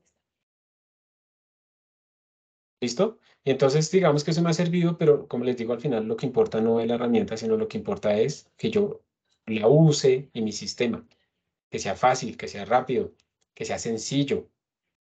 ¿Listo? Y eso tiene implicaciones en todo, en la vida y demás. Si ustedes van a hacer ejercicio, inscribirse en no, es que para hacer ejercicio, me voy a poner fit, no sé qué, este año, mi promesa es que voy a, voy a bajar no sé tanto de peso, entonces voy a hacer ejercicio. No, concretas, pero ¿qué significa hacer ejercicio? No, es que me voy a inscribir en un gimnasio. ¿Y de dónde va a salir la plata? ¿De dónde va a salir el tiempo? ¿De dónde va a salir la ropa? Si yo usted va a ir o le va a dar pereza. Si todas esas cosas empiezan a volverse dificultades, bájenle la escala, arranque más suave. Ustedes no arrancan en el punto en el que quieren llegar, ustedes arrancan en el punto en el que están. Entonces, voy a hacer ejercicio, yo nunca he hecho, no voy a gimnasio, ta, ta, ta. Voy a empezar en la casa. De tal manera que yo llego, me quito el pantalón, me pongo una pantaloneta y ahí hago unos estiramientos y hago 3 flexiones de pecho porque nunca he hecho ni una y empiezo de a pocos y empiezo a crecer. Pero si se ponen metas así gigantescas desde el principio y no son así, me voy a acostar temprano todos los días. Todos los días son darks y se acuestan a las 2 de la mañana. Y hoy se van a acostar a las 9. Pues nada, el cuerpo no está acostumbrado. Su cuerpo va a estar con los ojos abiertos a las 9 de la noche porque a esa hora ustedes están acostumbrados a estar en su ciclo circadiano despiertos. Gradual, les toca inevitablemente. Me acuesto todos los días a las 2. Entonces hoy voy a empezar mi rutina de acostarme a la 1:30, de tal manera que a la 1:45 me esté acostando porque hay que asociarle una rutina para que el cerebro sepa que hay una señal. No que es que cuando ya él solo me abre un ojo, me tiro ahí encima de la cama y dejo una película para que dormirme en la película. Nada, nada de esas vainas. Y uno empieza a cambiar gradualmente, pero hay que hacer un pequeño cambio, ¿sí? Hay que hacer un pequeñito cambio porque eso se va acumulando, es como un interés compuesto. Eso se va acumulando poco a poco y uno cuando no se da cuenta, lo logró. El tiempo va a pasar, quiéralo uno o no lo quiera. Y lo que le decía a los chicos esta mañana, como que me parece un mensaje importante. Tengan en cuenta también que ahorita que ustedes viven con sus papás, ustedes están más o menos utilizando como el 90% del tiempo que van a estar con ellos toda su vida, o con su familia. Esos cálculos se hacen más o menos asumiendo que las personas viven hasta los 80, tanto sus papás como ustedes. Cuando ustedes salgan de su casa, han gastado el 90 al 95% del tiempo que van a estar con ellos. En toda su vida, ya lo gastaron. Entonces, eso es inevitable. ¿Qué es lo que queda hacer? Que ese poco tiempo que queda sea un tiempo chévere, valioso, que uno disfrute. O con sus seres queridos, o sea, yo no sé todos los contextos y demás. Pero eso implica una organización. ¿Para qué son todas estas herramientas de organización? Para que ustedes vivan una vida feliz, para que puedan cumplir en su estudio, porque en este momento son estudiantes, pero además puedan dormir, cuidar su salud y pueden disfrutar también de la vida, en lo que se pueda. Y si hay alguien aquí que tiene que trabajar, tengo entendido que hay una persona aquí que trabaja, mi admiración completa. Y con más veras tiene que organizarse, porque obviamente va a tener menos tiempo y tiene que cuidar su salud. Ustedes son muy jóvenes y abusan mucho de sus cuerpos y de su mente, pero eso se les va a acumular y eso les va a generar problemas después. ¿Listo? Entonces, desde ese momento tienen que cuidar su salud, no solamente de hacer ejercicio, sino de dormir bien, de tener pausas, ¿sí? De alimentarse lo mejor posible, a pesar de la inflación y demás. ¿Listo? Porque es su cuerpo y el objetivo de la vida no es sufrir. Bueno, perdón por esta pausa en el tema. Espero que alguna cosa les sirva. No, Tmox es para cualquier consola. Yo lo utilizo, como te digo, en la sala de cómputo, que es Linux. Yo no sé si funciona en Nintendo. ¿Listo? Pero esto es asociado, Tmox está asociado es a una terminal. O sea, si tú puedes abrir una terminal, puedes instalar Tmox. Esa es como la idea. ¿Ok? Entonces, como les venía diciendo, ya no sé, me perdí completamente. Vamos a pasar este código, eso es lo que vamos a hacer. Esto fue otro descubrimiento en Emacs, se llama org mode. Entonces, como ustedes pueden ver, voy a generar HTMLs, códigos, PDFs, un montón de cosas desde un solo sitio. También ayuda a que mi carga mental baje un poco. Y ya había aparecido el código acá. Lo voy a compilar. Matrix 2D as 1D se llama. Recordemos que cuando estemos hablando, utilizando arreglos, es bueno que utilicemos los sanitizers. Voy a poner este ahorita. Es bueno que definamos el estándar, al menos el 17. Y a veces es bueno el "-g" para que nos diga la línea en donde ocurrió algún error de sanitizer. Si yo hago esto así, recuerden que mi código está esperando dos elementos, y lo hago así, pues me sale un address sanitizer porque me dice que tratamos de leer dos cosas de algo que no existe. Me dice la línea 12, que es por acá, ¿sí? Tengo que darle el tamaño a mi matriz, lo vamos a hacer 4 por 4. Y ahí está lo mismo que veíamos aquí en el material, 0, 1, 2, 3, 4, y ahí está. Entonces, si ustedes hacen esto y dicen, uy, wow, me funcionó, miren, 8 por 8, 0, 1, 2, 3, 4, 5, 6, 7, 0, 1, 2, perfecto. ¿Cuál es el problema? Si la matriz es rectangular, mi sanitizer aquí me detectó un problema. Buenísimo, pero les voy a mostrar sin el sanitizer. El sanitizer es lo mejor que hay. Miren lo que me va a dar. Cuando no es rectángulo, cuando no es cuadrada, mire que me va a hacer 1, 3, 4, 5, 0, 1, 2, 3, y se me perdió el 4 y el 5, 6, 7, 8, 9, se me perdió el 10 y el 11, y después me imprime unas vainas llenas de ceros. Esto está accediendo a memoria RAM que no le corresponde. El sanitizer fue el que lo detectó acá. Nos dice que en la línea 21, en la línea 52, ¿listo? O sea, ahí podemos rastrearlo. Pero cuando pasa esto, miren que este código sin el sanitizer corrió, botó unos datos y está mal. Ahora, por favor, ustedes lo van a arreglar.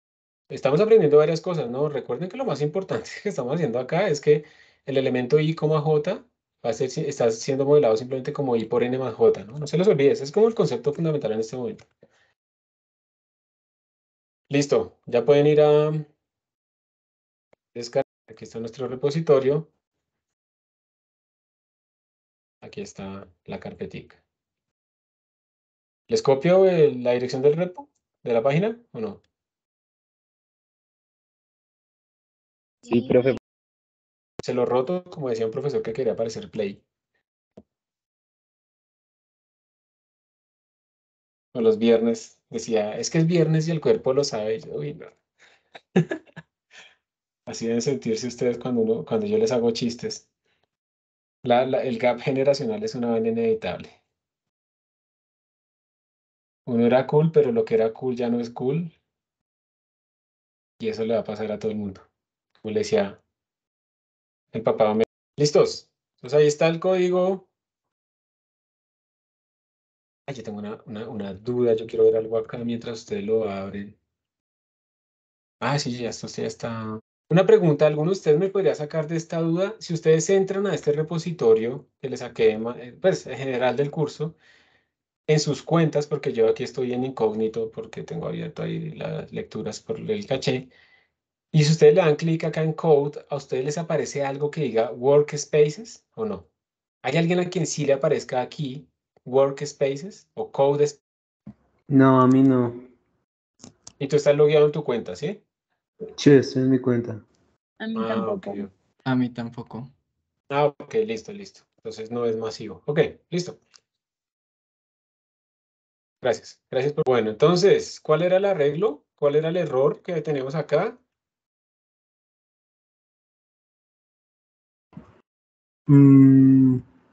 Que J, o sea, que a J hay que multiplicarlo por M. Por M, perfecto, muy bien. ¿Y eso por qué es? Em,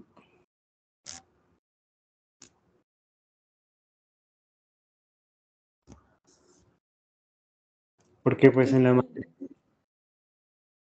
Pues es más como por el nombramiento inicial que se le dio, ¿no? Sí, digamos, son formas diferentes de decirlo. Es muy bien. O sea, básicamente va a ser la matriz rectangular, de nuevo. Pues digamos que yo siempre lo trato de explicar es en términos de cuántas filas o columnas he pasado, ¿listo?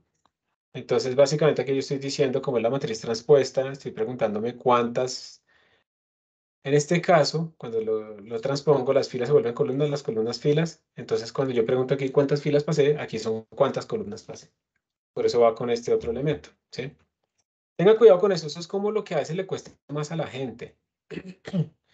Obviamente, miren que uno puede hacer generalizaciones, ya no sean matrices bidimensionales, sino tridimensionales, cuadridimensionales. Eso aparece en aplicaciones. Tensores, por ejemplo, aparecen ahí. Pero en esos casos ya es preferible no utilizar librerías que se encarguen de esa indexación porque se vuelve muy engorroso, ¿listo? Pero fue una cosa, Sí. estoy pensando que ese código de la matriz transpuesta no sería muy eficiente porque al final uno está obligado a saltar de un espacio o sea, de un elemento de memoria a otro que no es contiguo, ¿no? Por ejemplo, acá estamos pasando del data out, o sea, estamos iterando sobre las jotas, ¿no?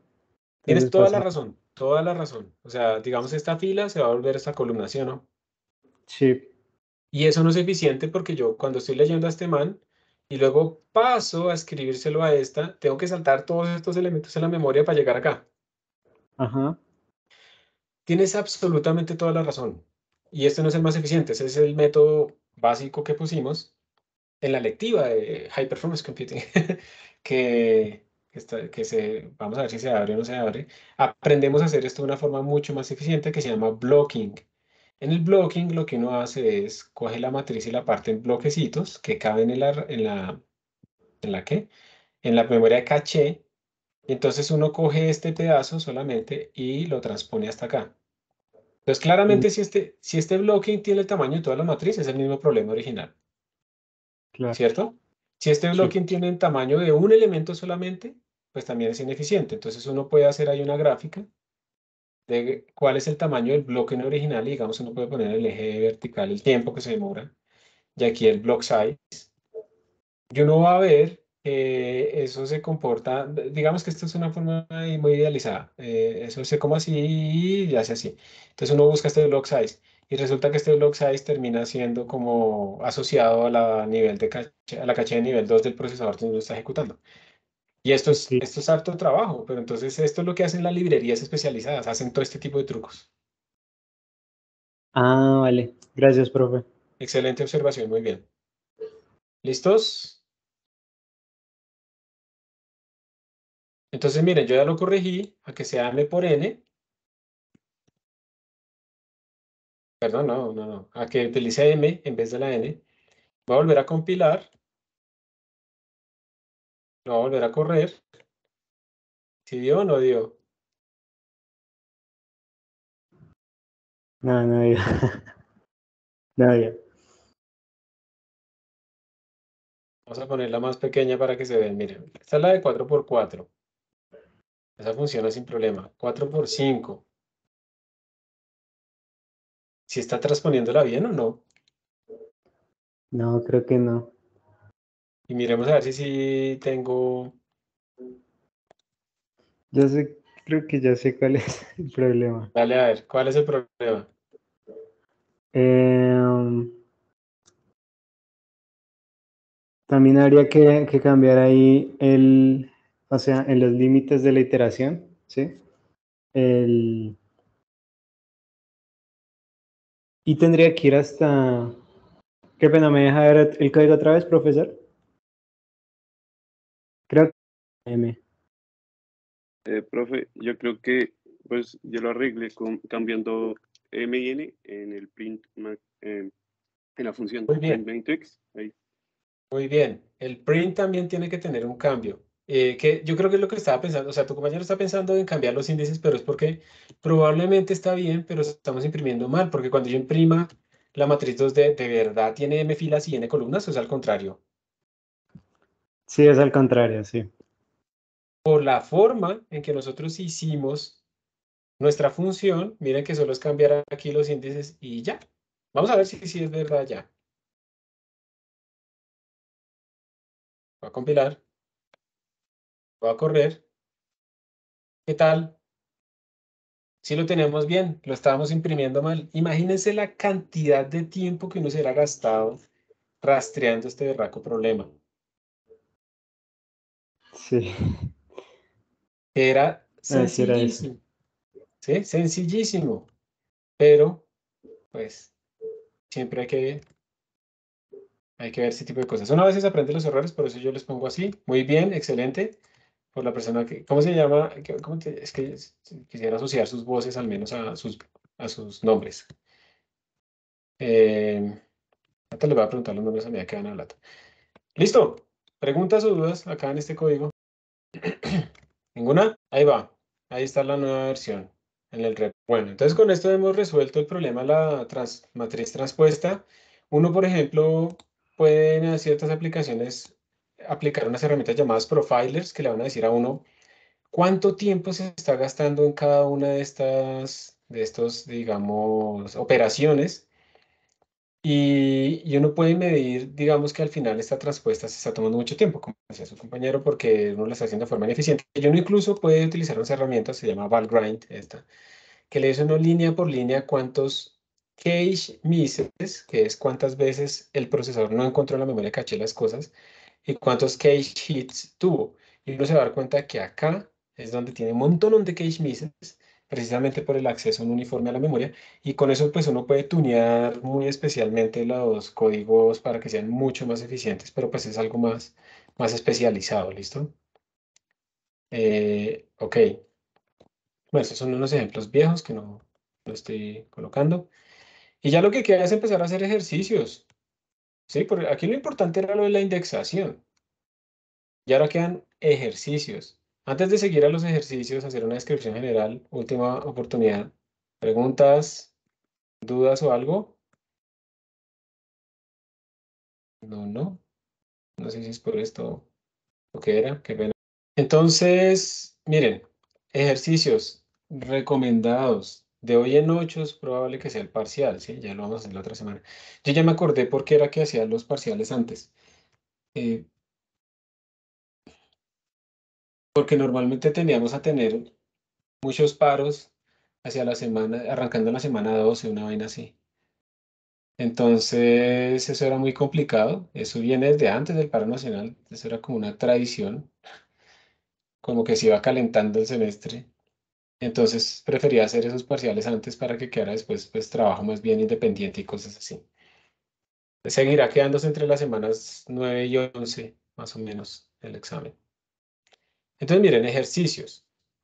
Yo les he dicho que he estado tratando de colocar ejercicios en cada sección, como para que ustedes practiquen precisamente, no, pero no solo para el examen, pues para que, digamos que para que aprendan a manejar estas estructuras de datos que hemos estado utilizando con el efecto de sacarse 5 en el examen, ¿sí? Pero después para que aprendan a programar. Entonces, aquí hay un ejemplito donde se les pone, miren, por defecto en todos esos ejercicios, ustedes van a menos que se les diga lo contrario, los tamaños de las matrices se van a leer desde la línea de comandos, ¿sí? Utilizando la TOE y todo eso que hemos visto.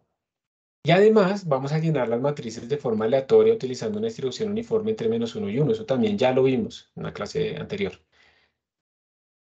Aquí faltaría de pronto decir que como se va a llenar de forma aleatoria, lo vamos a hacer también con una semilla fija. Entonces, déjenme, yo lo pongo. Also, the random seed must be read from the command line. Entonces, con eso ustedes van a tener una semilla de su generador aleatorio fija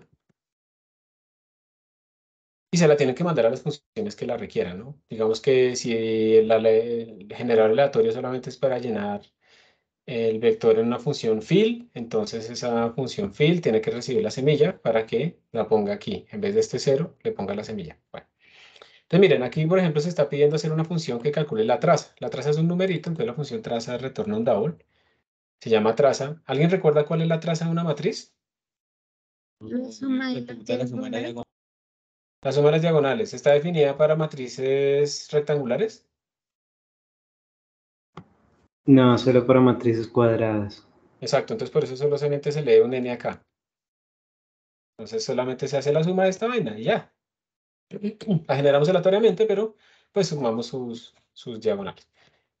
Operación sencillita, la tiene que implementar. Aquí está cómo se llena con el generador, pero eso debería ser una funcioncita, ya sabemos. Y pues la tiene que completar. Otro ejercicio. Crear la función de Hilbert, perdón, la matriz de Hilbert es una matriz que aparece en varias aplicaciones y también para estudiar la estabilidad de ciertos sistemas y estudiar los números condicionales y otras cosas.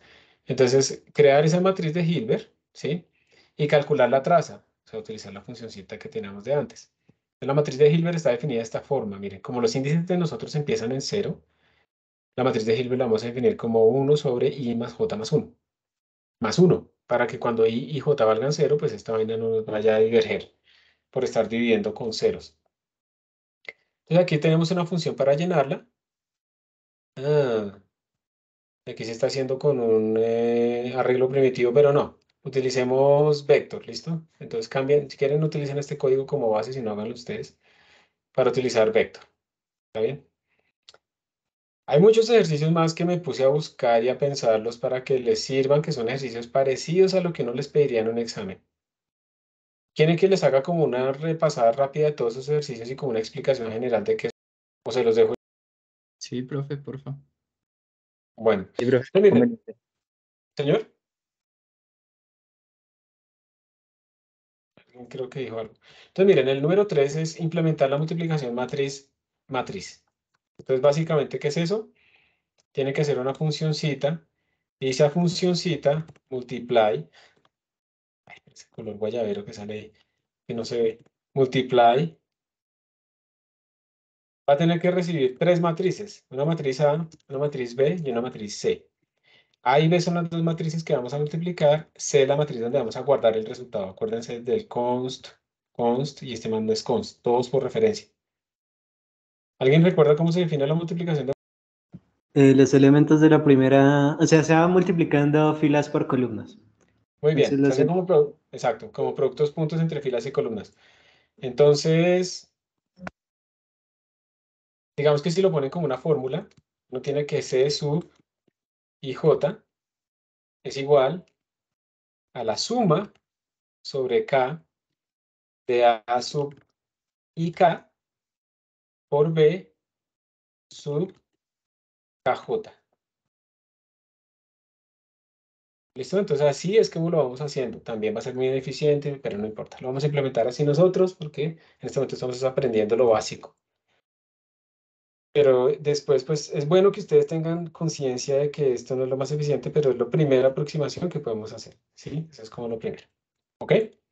Esa será la multiplicación. Si fuera con un vector, pues es lo mismo, porque simplemente uno controla el número de columnas de una matriz de estas. Entonces, implementarla y verificarla. Entonces van a ser dos matrices de mentiras, la van a rellenar aleatoriamente o con números que ustedes quieran y controlen y verifican que la multiplicación esté bien. Eso es lo que quiere decir, está bien. El 4 dice implementar una función que calcule la multiplicación de una matriz y con la transpuesta de esa matriz. O sea que esta, mul2, la voy a llamar, lo que recibe es una matriz y un resultado, una matriz de resultado, digamos, la result. Es como la C de antes. Y result lo que va a tener es la multiplicación de A con su transpuesta. Entonces, por ejemplo, si A es una matriz de M por N, result, ¿qué dimensiones tendría? M por M. M por M, ¿están de acuerdo?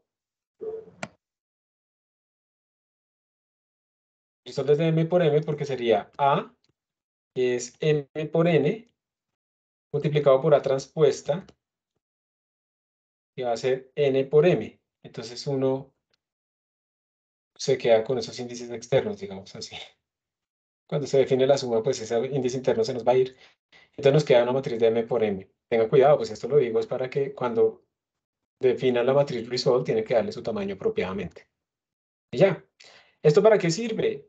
Yo sé que ustedes no todos han visto álgebra lineal. De hecho, levantemos la mano. ¿Quién no sabe qué es una matriz? Acá. ¿Quién nunca ha usado matrices? Andrés, por ejemplo. No has usado matrices, ¿sí? No, profe, me Pero, confundí, perdón. señor.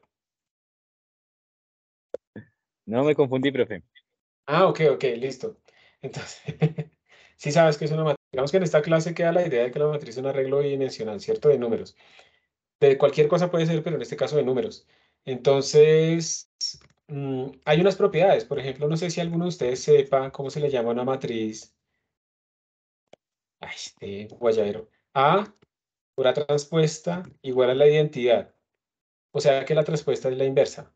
¿Alguien sabe estas matrices qué son? ortogonales. Creo que era... Ortogonales. ¿Y las matrices ortogonales sirven para algo?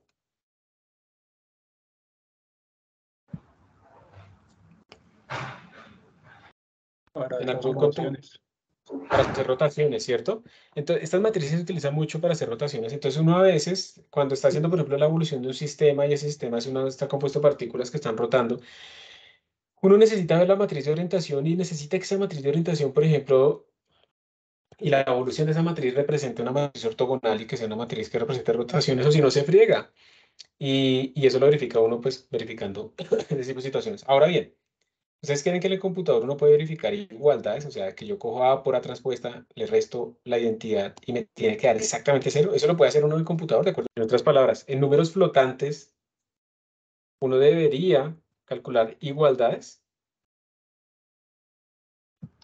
No, uno debería, pues, o sea, usar como unos límites para saber que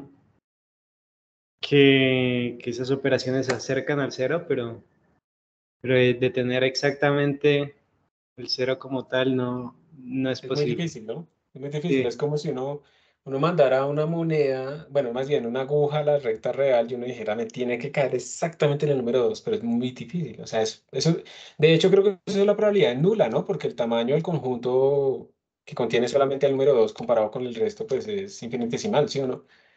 Entonces, prácticamente uno nunca le va a pegar. Bueno, la probabilidad aumenta en un computador, pero de todas maneras sigue siendo pues, muy baja, no lo voy a decir infinitesimal, pero muy baja. Entonces, como tú dices, uno lo que tiene que comparar es esto con una precisión dada. Yo voy a verificar si esta matriz es ortogonal bajo una precisión. Esa precisión puede ser 10 a la menos 3 o 10 a la menos 20, depende de lo exigente que ustedes quieran. Pero, a ver, yo aquí a la izquierda tengo una matriz en total y aquí a la derecha tengo un número. Esta igualdad no tiene sentido. Entonces, ¿qué hace uno? Normas. Y hay muchas definiciones de las normas en las matrices. Y entonces acá yo no voy a dar igualdad, sino menor o igual. Como tú decías, ¿no? Que está en un rango. Porque si le pongo igualdad es la misma vaina, ¿no? Menor o igual, ¿sí? Le pongo un rango. Ahora ya no sé qué le digo. Listo. Y esta norma, entonces hay varias formas de definirla. Ustedes podrían, por ejemplo, calcular, digamos que aquí a la izquierda uno tiene una matriz que es parecida a la identidad, a la identidad, ¿cierto? Y acá a la derecha, pues la identidad. Entonces uno puede ir restando punto a punto, e ir sumando esas diferencias y calcular la diferencia promedio. El problema de hacer eso es que a veces uno puede estar por encima y a veces puede estar por debajo. Y entonces uno va a cancelar diferencias cuando las sume y eso pues no es buena idea. Entonces uno podría sumar más bien los cuadrados de esas diferencias y, y luego sacarle la raíz cuadrada y eso es mucho más exigente. Hay muchas formas. Pues yo lo que puedo hacer es calcular la máxima diferencia que hay punto a punto, elemento a elemento entre estas matrices y esa máxima diferencia es la que voy a calcular aquí. Dependiendo de cómo se les de, digamos que aquí lo que vamos a hacer nosotros es mirar elemento a elemento, que cada elemento de la matriz resultante cumpla esta vaina. Y si hay uno que no lo cumple, entonces no. Eso es muy exigente. Si ven que no lo estamos haciendo a nivel de todos los elementos sumados y en promedio, sino que todos los elementos tienen que cumplir la desigualdad. Eso es bien exigente, pero pues bueno, es una forma de definirlo. Eso es lo que vamos a hacer acá. Por eso es que se pone algo que me boto en es escalar menor o igual a un escalar. Y pues el secreto de este escalar es lo vamos a hacer elemento a elemento. Si encontramos uno que no cumpla, un elemento en mi matriz resultante que no cumpla esta desigualdad, ya retornamos falso. ¿Entendido? Entonces, pues lo hice para explicarles más o menos cuál es la idea detrás de estos cálculos que hacemos y entonces para eso es que nos va a servir. Aquí tenemos, por ejemplo, implemento una función que calcula la potencia de una matriz realizando multiplicaciones sucesivas. Entonces, esto será una función que la podemos llamar power, que va a recibir a mi matriz A y un power P, que lo que quiere decir es que este man va a calcular A a la P, ¿sí? Entonces, pues tenemos que hacer P veces la multiplicación. Entonces utilizamos la función que hicimos de multiplicar y la vamos haciendo. Hágamele esta una vez, dos veces, tres veces. Bueno, ahí se va calculando cuántas veces se necesita.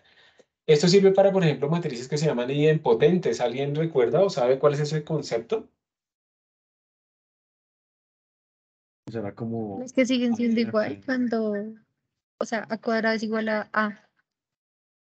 Por ejemplo, A al cuadrado es igual a A, eso es idempotente, pero pueden haber idempotentes de grado P, ¿cierto? A al cubo igual a la 1000 igual a cosas así. Y eso es útil. Ese concepto de idempotencia se aplica también, incluso yo lo tengo que aplicar muchas veces, les cuento así como por salirme un poco.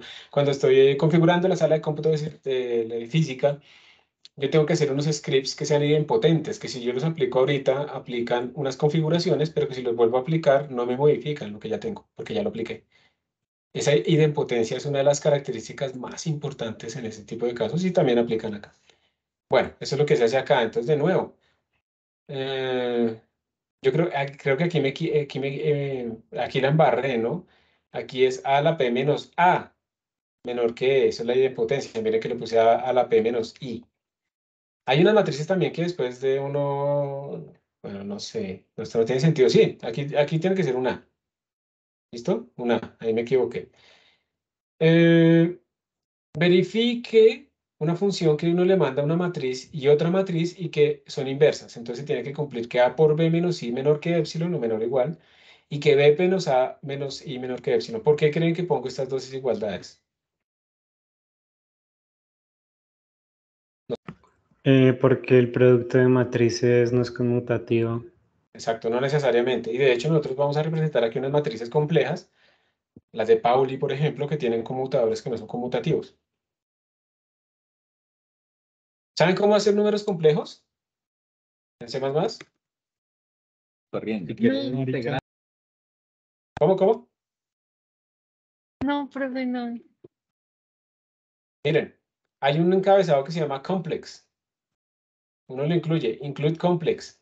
Y con eso ya tenemos números complejos y podemos hacer matrices complejas y podemos hacer vectores complejos.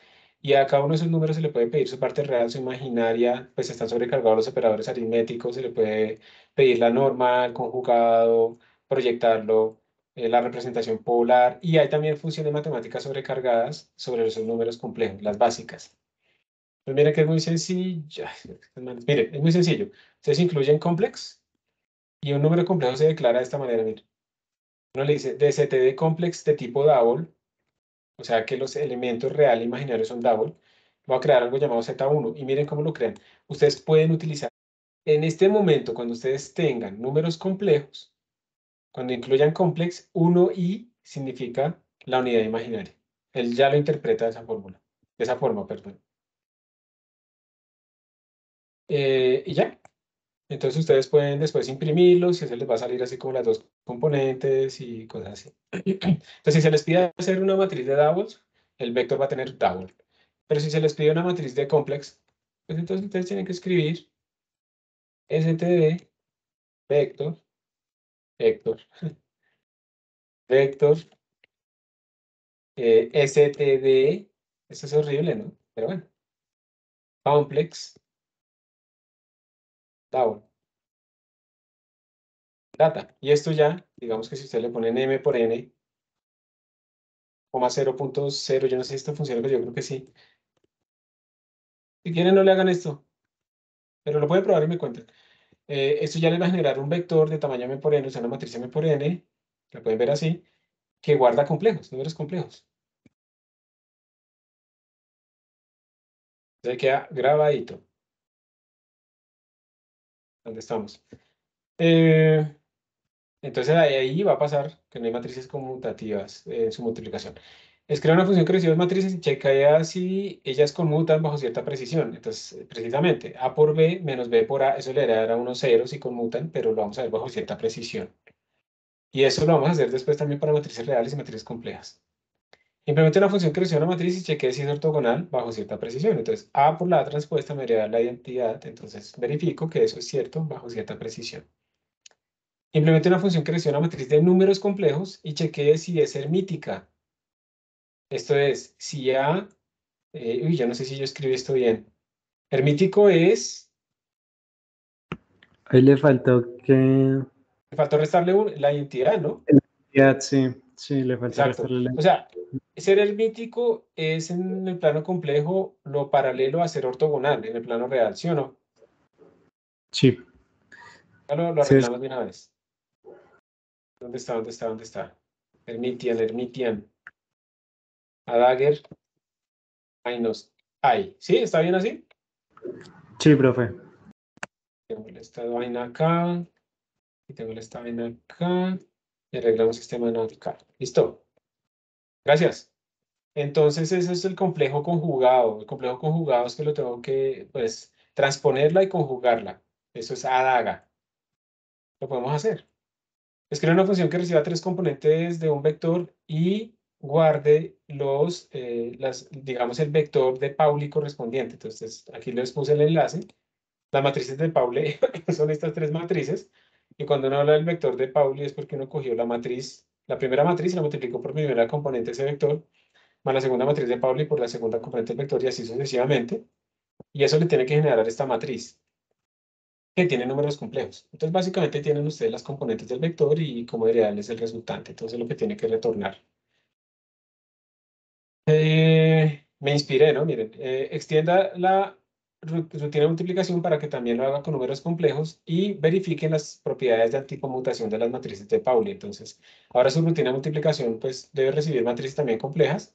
Y si este bracket que tenemos acá, esto es sigma i por sigma j menos sigma j por sigma i, nos debería dar estos resultados, porque esas matrices no son conmutativas entre ellas. Entonces, verificarlas, simplemente si eso sí sucede o no en la implementación.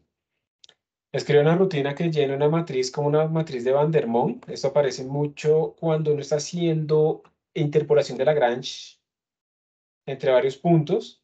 Esta es una matriz de Van der Monk. La utilizo mucho en los exámenes y cosas así. Entonces, tiene unos.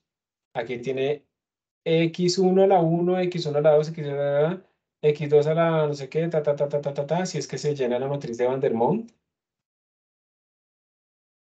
Se utiliza también para hacer estudios de estabilidad de algoritmos cuando uno calcula los determinantes, porque, por ejemplo, el determinante es un polinomio gigantesco acá. Entonces, simplemente es escribir una función que la llene de esa manera y calcular la traza. Leer el número de filas desde la línea de comandos, que ya se dijo al principio. Implementar una función que reciba una matriz y un arreglo representando los coeficientes de un polinomio, parecido a lo que habíamos hecho antes. Entonces le mandamos un arreglo que tenga A0, A1, coeficientes de un polinomio, y este man va a evaluar el polinomio en la matriz. Entonces, A sub 0 por la identidad, más A sub 1 por la matriz a la 1, más A sub 2 por la matriz al cuadrado, porque esto lo podemos utilizar, por ejemplo, para verificar en ciertas matrices si es verdad que una matriz cumple su polinomio característico, que pues sí, obviamente, pero es bueno verificarlo. Entonces esto puede servir. O sea, estos son bases de ejercicios que yo les puedo añadir una cosita más y ponerlos en el parcial, si quiero utilizar alguno de estos.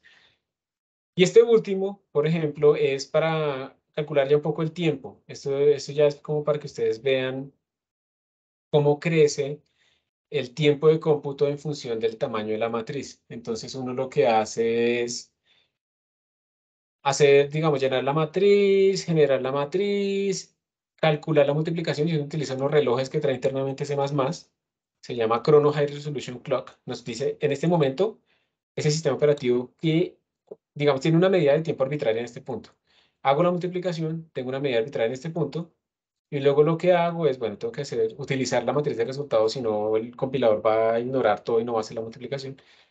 Y luego imprimo los segundos que pasaron. Entonces la idea es que con esto uno puede empezar a hacer, después de implementar la multiplicación, puede empezar a hacer una gráfica de cuánto tiempo se demora y venga esto que es lo que recibe la semilla y el tamaño. Entonces, por ejemplo, aquí yo lo corro con 64 con una semilla de 10 y esto me va a botar, en este caso, pues esto es un elemento arbitrario que es este cn medios y me va a botar este tiempo. Se demoró 2 milisegundos, 2.5 milisegundos. Si lo corro con 256, aquí ya no está. Esto me sale que se demora más. Y yo pues después puedo hacer una gráfica y ustedes van a darse cuenta que esta vaina, la multiplicación hecha como la hicimos, va a crecer como un polinomio de forma horrible, ¿sí? Y eso tiene muchos algoritmos para hacerlo más rápido, pero pues no lo vamos a tocar. Y la idea es que después se hace una gráfica pues para n entre estos elementos. Uno lo que hace es, cuando dice normalizar, es coger el tiempo para n igual a 4 y dividir todos los elementos por ese tiempo, o sea, que aquí empieza con tiempo 1, y aquí uno va viendo cómo escala el sistema. Es un ejercicio interesante, normalmente queda como un workshop, pero ahí está explícito por si lo quieren probar. Bueno, listo. Ya me pasé un minuto. Muchas gracias por su atención. Espero que hayan quedado como claras más o menos las ideas de lo que se pide. Claro, al parcial entra siempre hasta la clase anterior al parcial. Por eso es que los parciales no hay que extenderlos, porque le entra cada vez más tema y tiene cada vez más puntos. Entonces, sí, yo les dejo esta tabla de ejercicios con una recomendación de verdad, de corazón, para que practiquen de esos ejercicios. Si ustedes hacen estos ejercicios, ya tienen completamente dominado toda la parte de matrices. O al menos una muestra representativa, ¿sí? Son 15, bueno, 14, digamos, sin lo del tiempo. 5 o 6 ejercicios de ahí ya es suficiente. Háganse un reto, ¿sí? Que no sea el premio cerveza, háganse un reto entre ustedes. ¿El parcial es el viernes de la próxima semana? Lo ¿O más el probable es lunes? que sí. Yo les aviso si el lunes o el viernes, pero yo creo que el viernes. Yo creo que estoy en 8. Ok. Bueno, gracias por su atención, gracias por venir a clase, que estén muy bien. Gracias, profe. Gracias, Hasta luego. profe. Un gusto, que estén bien.